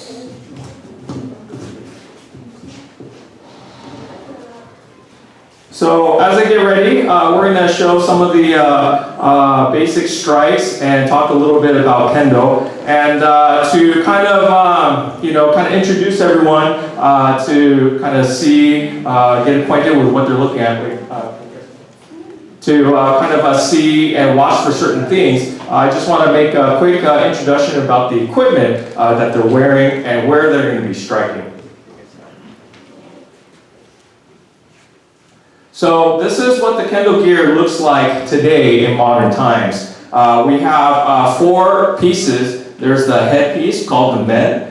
We have the gloves called the kote. We have the chest piece called the do. And then the waist protector piece called the tare. And as was mentioned at the beginning, the shape of the equipment and the style of the equipment hasn't changed a lot over the years. Actually, the equipment, the first ideas of the equipment came about in around the 1600s, actually, when swordsmanship practice at the time, they were already starting to think about and experiment with ways on how to protect themselves better so they can strike and train at full contact speeds without much injury. So those ideas came in the 1600s, both for the equipment as well as the shinai itself.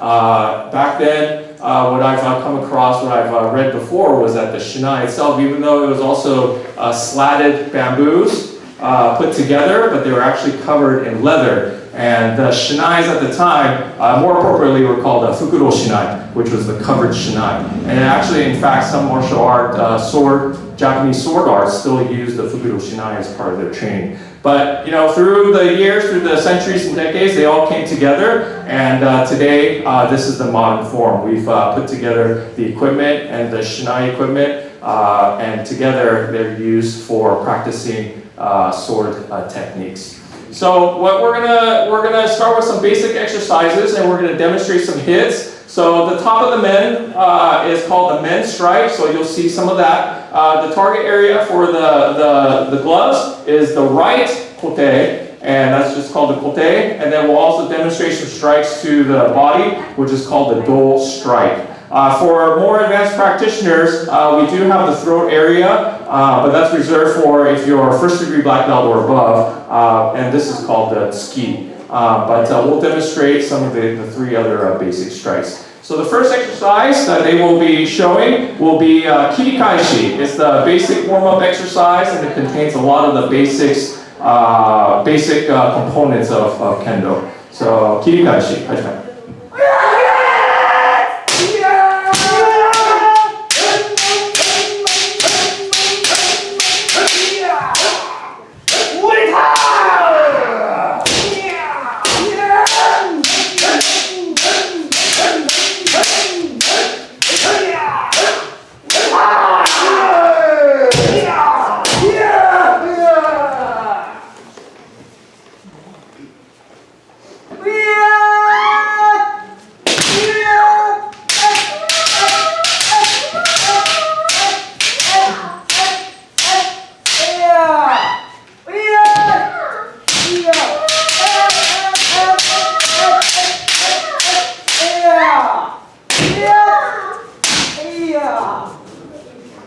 So the kirikaishi component, a lot of the basic fundamentals of kendo. We have the nice big strikes. We have the coordination. It could get pretty intensive, so you also practice the breathing, and of course nice smooth footwork as well. So those are just some of the basics. So let's go ahead and rotate.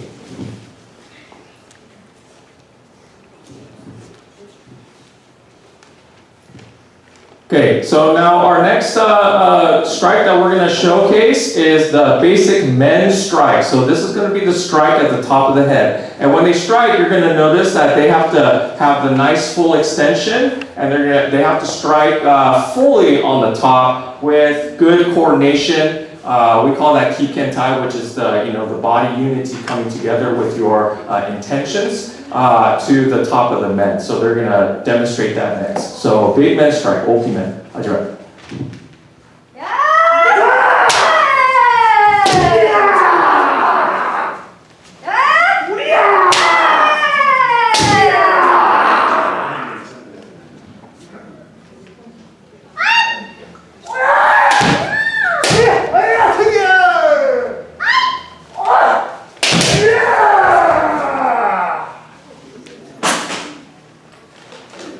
rotate. So when we practice, all of the basic strikes are done with large movements because those are some of the basics. So the next basic strike will be the kote strike, and remember that is the right wrist strike. So big kote with tai tai. Hajime.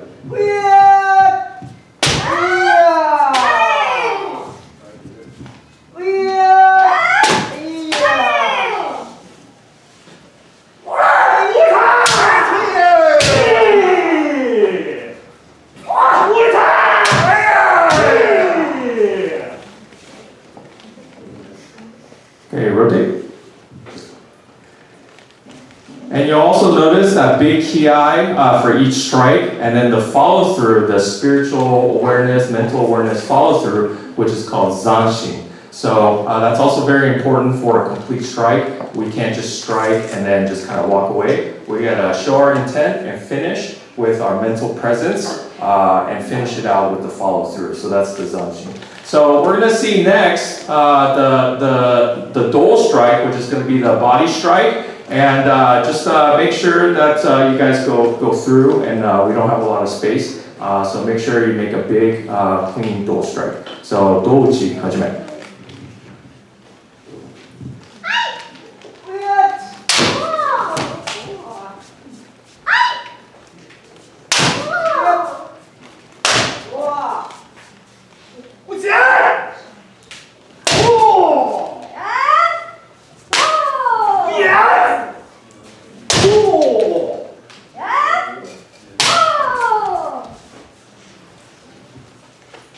Okay, rotate.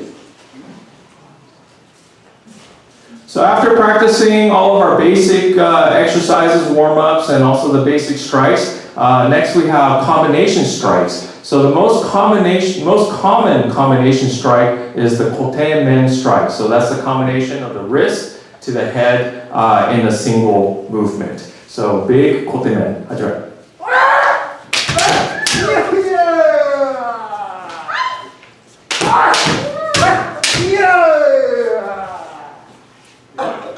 So there's definitely many other combinations. This is the one that we practice the most, the kote men.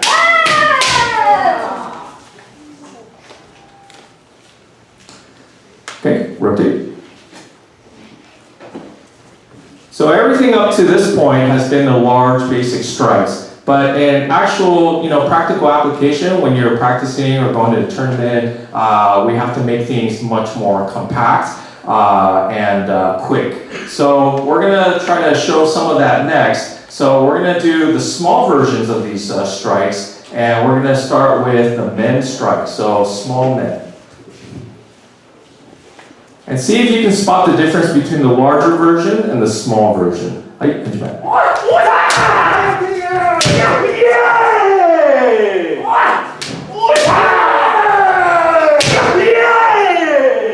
So it's definitely much more direct, much more energetic. They have to still try to get the correct target areas and also have the good follow through with the kiai and zanshin. Okay, rotate. So all the strikes have a quicker, smaller version as well, but what about the combination strikes? So let's showcase the small kote men strike. So this is the combination strike kote, which is to the wrist, and then to the top of the top of the head in a concise, quick manner. Right? Small kote men.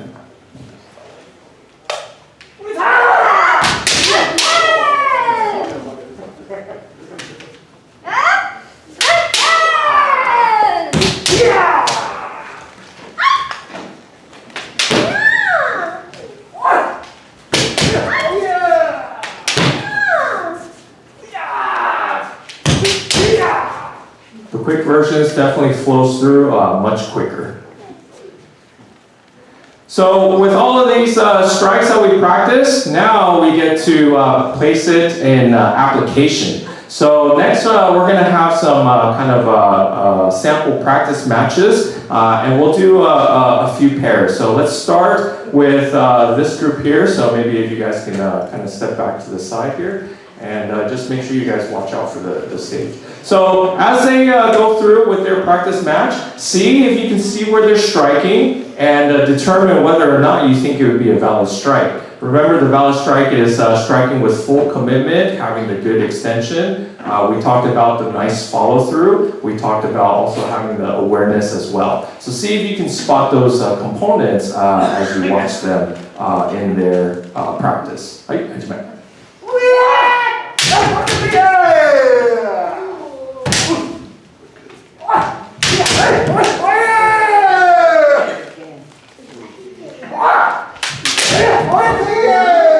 So they definitely have to watch each other and see what they're about to do, and then try to catch the right moment to strike back.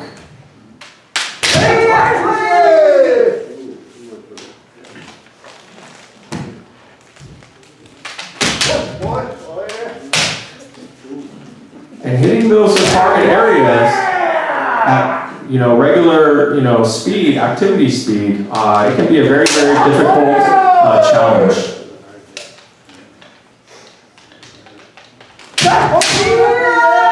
And even though they strike, they gotta make sure all the basic components are there.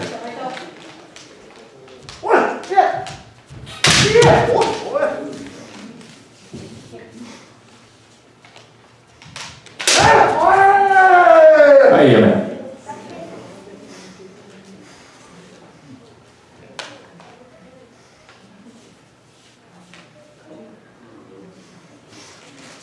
Okay, next pair. Maybe Luna and Taro. Wait, Hajime.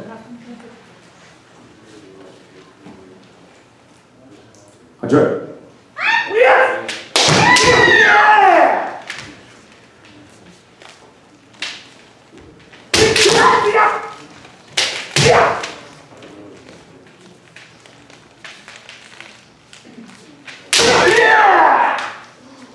So as the level of the practitioners go up, the level of practice is much more intense as well.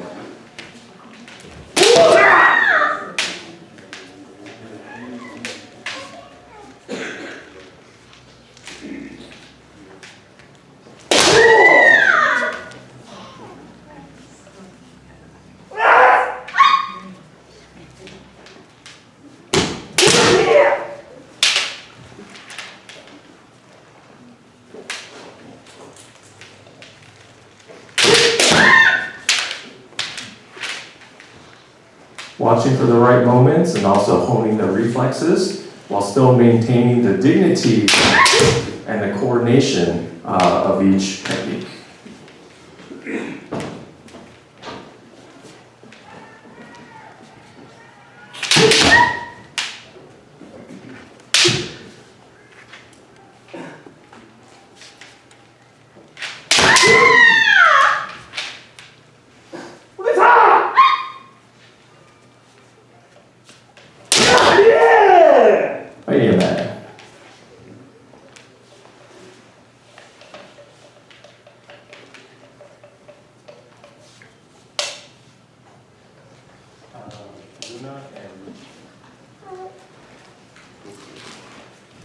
So our next pair will be against two women, so Kendo is for all ages and for everyone, and all different skill levels as well. So here's a example of a Kendo match between two women.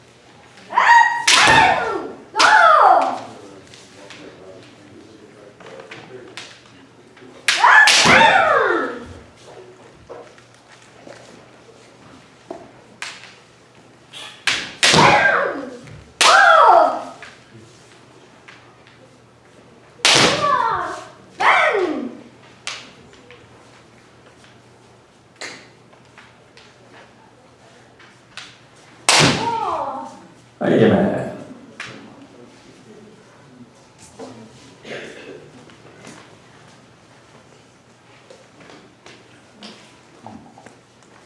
And then the last one, maybe Otto and and this will be our last pair.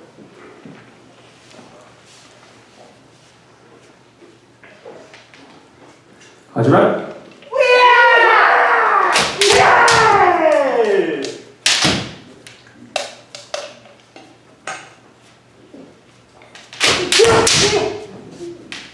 They started with big kiai at the beginning, trying to raise their spirits, and they're looking for the right opportunities to strike.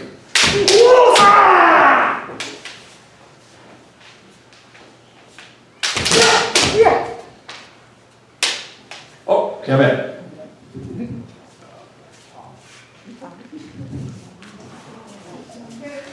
So just switch off.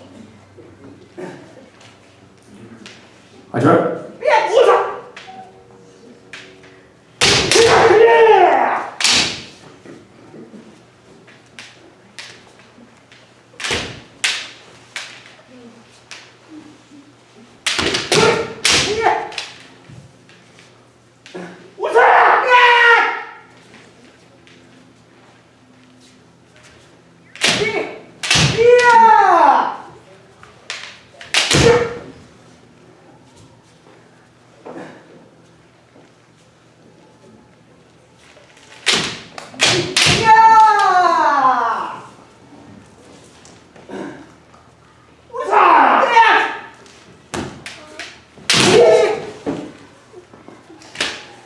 So,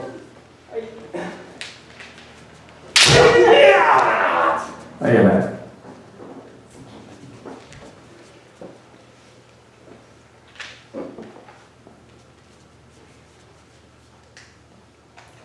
Hey, thank you. So let's go ahead and line up. Yes. So this is the kendo demonstration that we have for you today. So they're going to do their bow outs and pick up their equipment. I hope you guys enjoy. So for kendo, kendo is available for all ages and skill levels. So we do have practice right here down the street at the Monterey YMCA Wednesday nights. And it starts at 7 o'clock. We do also have practice at the Salinas Buddhist Temple. So if you're in the area and would like to join practice, well, we practice there Mondays and Thursdays from 6:30. So kendo has definitely has a lot of benefits. We of course, it's the physical activity, but we're also kind of just kind of training ourselves and practicing to have the mental fortitude, how to look at a problem, how to solve a problem, how to work together, how to be patient sometimes, looking for the right opportunities, and also the, ganbarimasu, kind of like, I'm going to do it, I got to try kind of attitude as well. So a lot of those qualities definitely carry forward in everyday life as well. So martial arts, and for this martial art, kendo, definitely has a lot of benefits as well. So I hope you guys all enjoyed our kendo demonstration today, and we look forward to seeing you guys again. Thank you so much.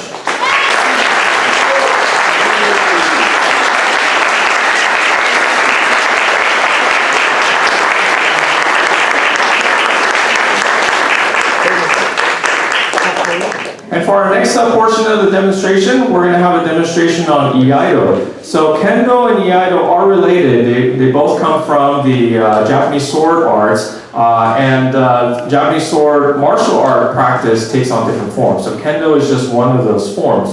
But traditional swordsmanship itself, under the umbrella, in this case of Iaido, is also available as well. So with Iaido, we have the representation of the sword, the Iaito, so it's a little bit safer. But some practitioners do also use Shinken, which is the short sword. So today we have we have demonstration with Shinken. So I'd like to introduce everyone to Cynthia Tanabe Sensei.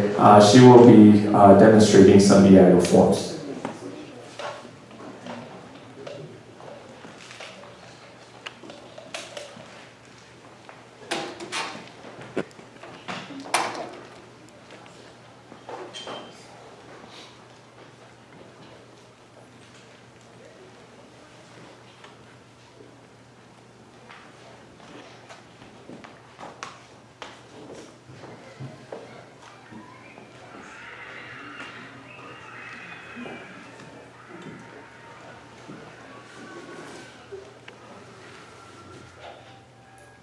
So the first basic form, these come from a set called the Seitei Gata set, standardized set that is used by the All United States Kendo Federation and All Japan Kendo Federation for teaching of Iaido. So the first form is called Mae, which is just simply the front. So Iaido, we teach the drawing from the scabbard, the smooth movement for the follow-up cut, the cleaning of the sword, and then also the putting away of the sword itself. And throughout all of the movements, we also have to have that remaining awareness, that zanshin that we talked about during a little bit earlier as well.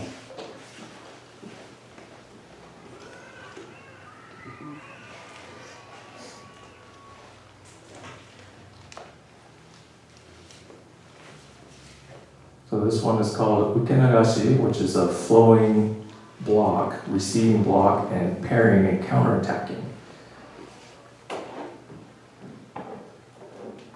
Still finishing with the zanshin type of spirit.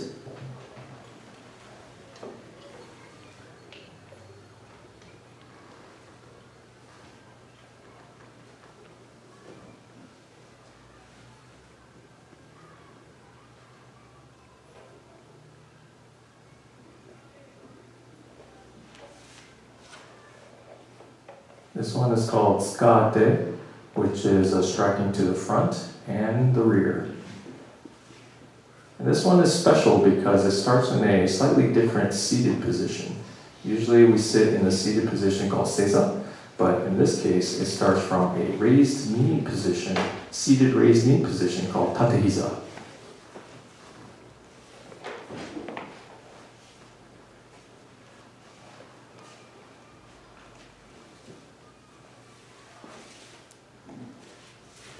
So this is Morotezuki, which is two-handed thrust.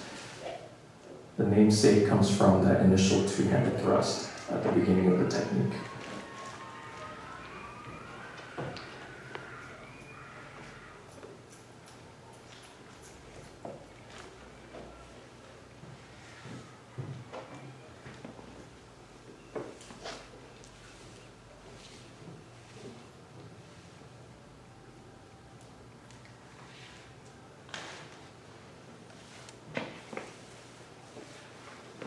So this one is Soetezuki, which is coming around the corner and defending.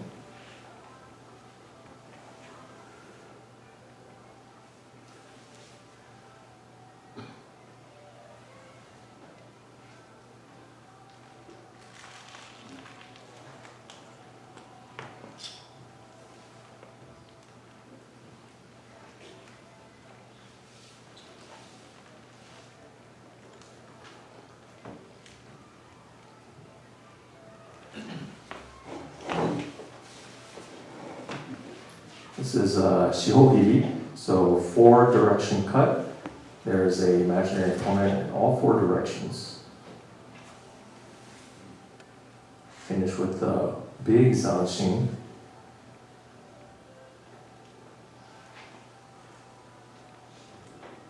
And then returning the sword to the scabbard. This movement is called Noto.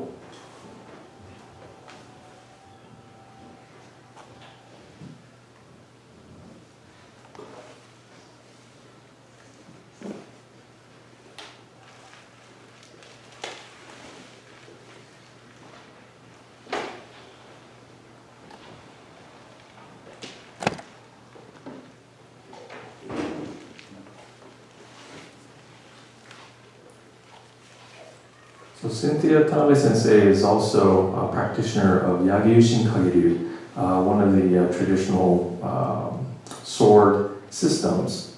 So there's many, many different sword systems. Yagyu Kageryu is just one of them. It's actually very famous in history because Yagyu Kageryu received the patronage of Tokugawa shogunate in the feudal era.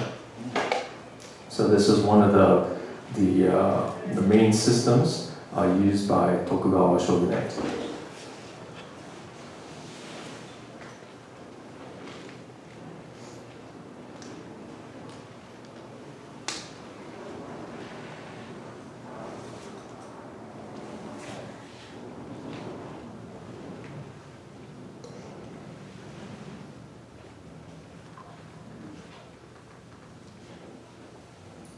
many of the Iaido techniques start with the seated position.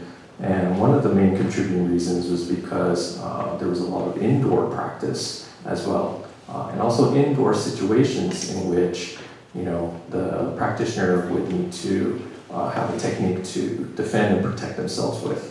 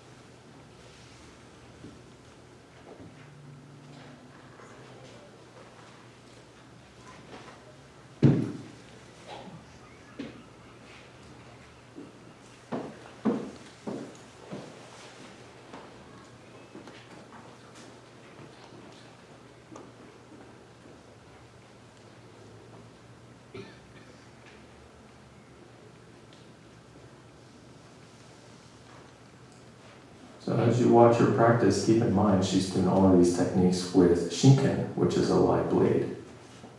So the control, the concentration, the awareness, all part of the practice when you're practicing with a live sword.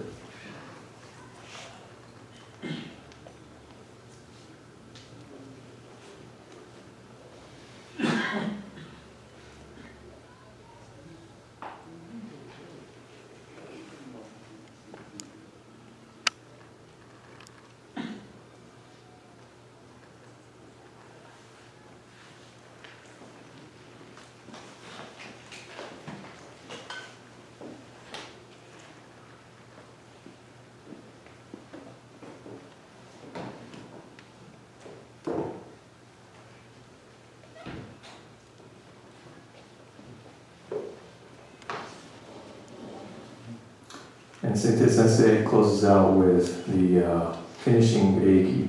So in martial arts, in both Kendo and Iaido, we do have a general saying, actually in many martial arts as well, called Rei ni hajimari, Rei ni owaru. So everything begins and ends with Rei.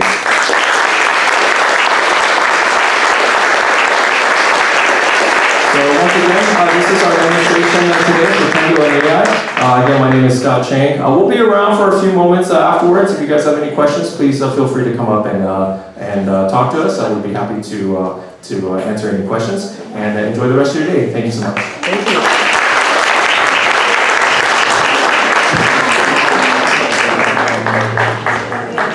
Thank you again, Salinas Kendo. A reminder, most of the people who were here earlier, they do have flyers for their classes. So please take one, even if you're not interested. If you know someone who might be, please take one for them. And most of the people who are participating today will also be at the Obon Festival, July 12, which is at the Monterey Peninsula Buddhist Temple in Seaside.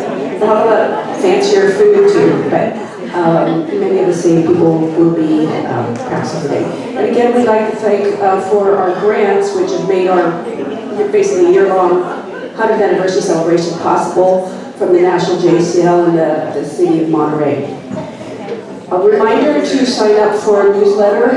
We have a lot of activities going on, or follow us on Instagram, on Facebook. We have the 3 events going on next weekend, 2 of them here. So please follow us. And a reminder tonight is swing dance, and I found out it is East Coast swing dance. So come back at 7 and they'll do some teaching and there'll be a live band there. Unfortunately, Shorinji Kempo did have to cancel because of a family emergency. But I just wanted to still give them a plug, and they have flyers out front there if you're interested. It's a Japanese martial art, and it's based on Zen Buddhism and practice not for competition, but only for training both body and mind through martial arts practices. Shorinji Kempo classes offered in the Monterey Buddhist Temple by Mr. Arita, who is a professor of Japanese language at the Defense Language Institute at the Presidio of Monterey. So unfortunately, they could not be here, but we'd like to thank them because they were planning on coming. We'll finish up with the taiko, and then remember to come back tonight for the swing. And then next Saturday, you can go to the Monterey Library for the talk, and there's a flyer up front. You can take the Ikebana class here at the JCL Hall, or come back in the evening at 6 p.m. for our movie Like Father, Like Son. So we'll be back about half an hour with taiko. Please visit our museum, it's still open. Make some flowers out there with the kids. We want to fill our sakura tree. Quick change for me. Reminder tonight at 7 p.m. East Coast Swing Style Dance at 7 o'clock, and there will be instruction. So Shinchokuri Taiko was founded in 1999, and we're a group of drummers who are interested in studying the art of Japanese drumming. Shincho means celestial bodies. Mugen means source of dreams. The word taiko literally means big drum or broad drum. The founding director, Ikuyo Konant, emphasizes cultivation of energy, self-awareness, and social personal harmony in taiko drumming. The group introduces a contemporary style of taiko drumming with movements and powerful sounds at community, cultural, and school events in Monterey County and beyond. Good afternoon, we are Shisho Miya Taiko. We are honored to be here to celebrate the 100th anniversary of the JCA Hall. I hear that Alvarado Street, Adams Street, and Del Monte Avenue are the center of the Japanese community, where people and names and fishing and farming not long ago. Although the trace of that era has long faded, I imagine that for those who lived through it, particularly at commemoration like we have today, looks back to history, and memories of those times will be rekindled, evoking a sense of nostalgia. Our first piece is Yashiro no Uta, Song of the Shrine. It is composed of 3 sections. The first section invites the spirits to the village to bless the community. In the second section, we express our respect for their visit and our anticipation of the entertainment we'll provide. In the third section, we entertain them with individual drumming. Yashiro no Uta.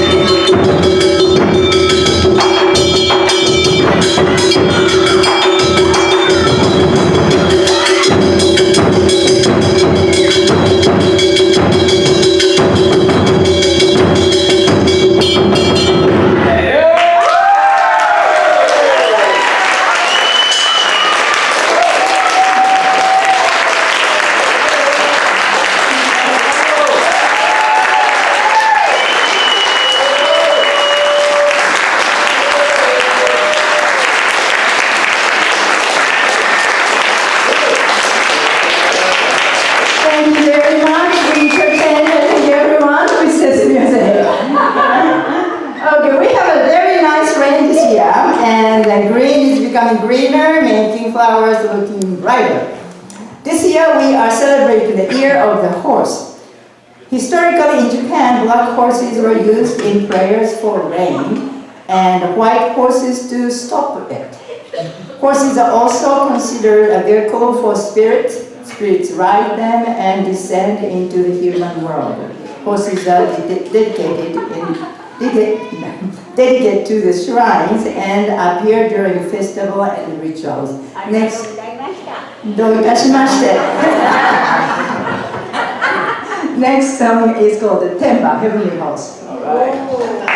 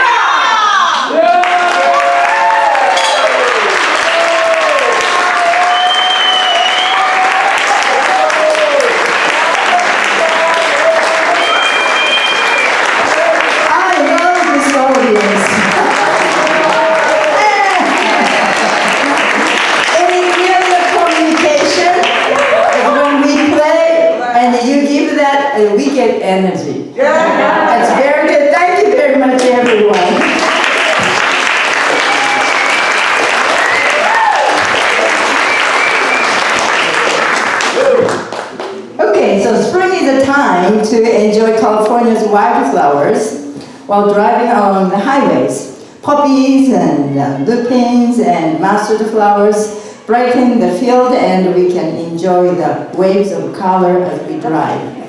The next piece is called Hiraita Hiraita. This is their children's song, Opened and Opened. Children form a circle and sing a song about milkweed flowers opening and closing. While they are singing, the flower opens and they expand the circle. When they sing, the flowers close. They gather in the center of the circle to make it close. Rice fields are covered with milkweed flowers in April, creating playground for children. We can see children playing in a flower field before they turn into rice field. The milkweed flowers are a symbol of spring in Japan. Does anybody know the Hiraita Hiraita song? Hiraita Hiraita, nan no hana ga hiraita, renge no hana ga hiraita, hiraita to omottara, itsunomani ka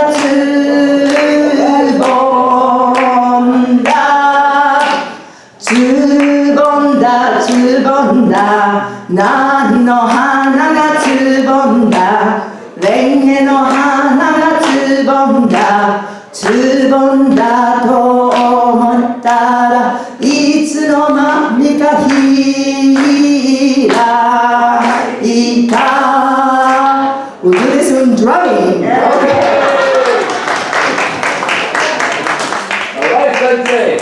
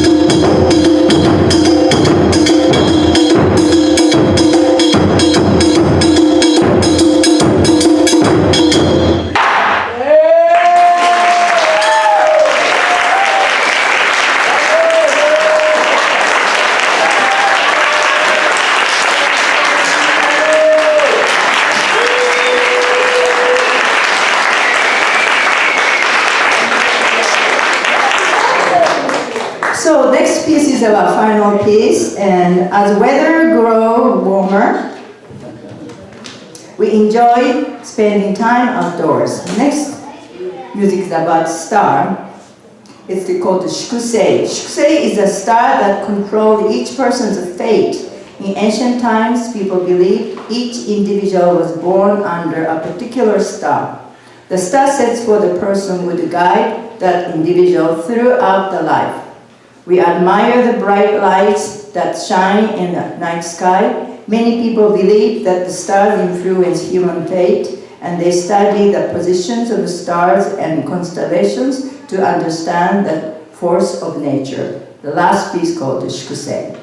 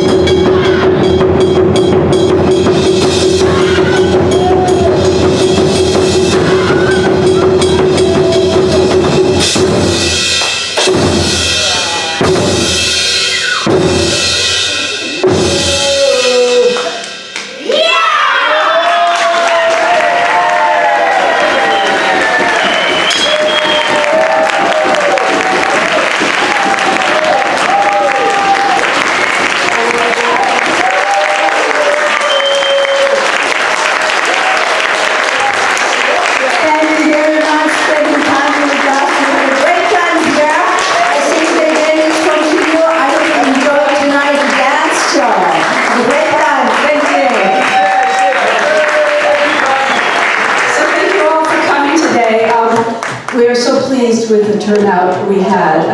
And thank you for supporting all of our participants in this event. And hope you can continue to support them by going to their classes and spreading the word. Again, the flyers are back there.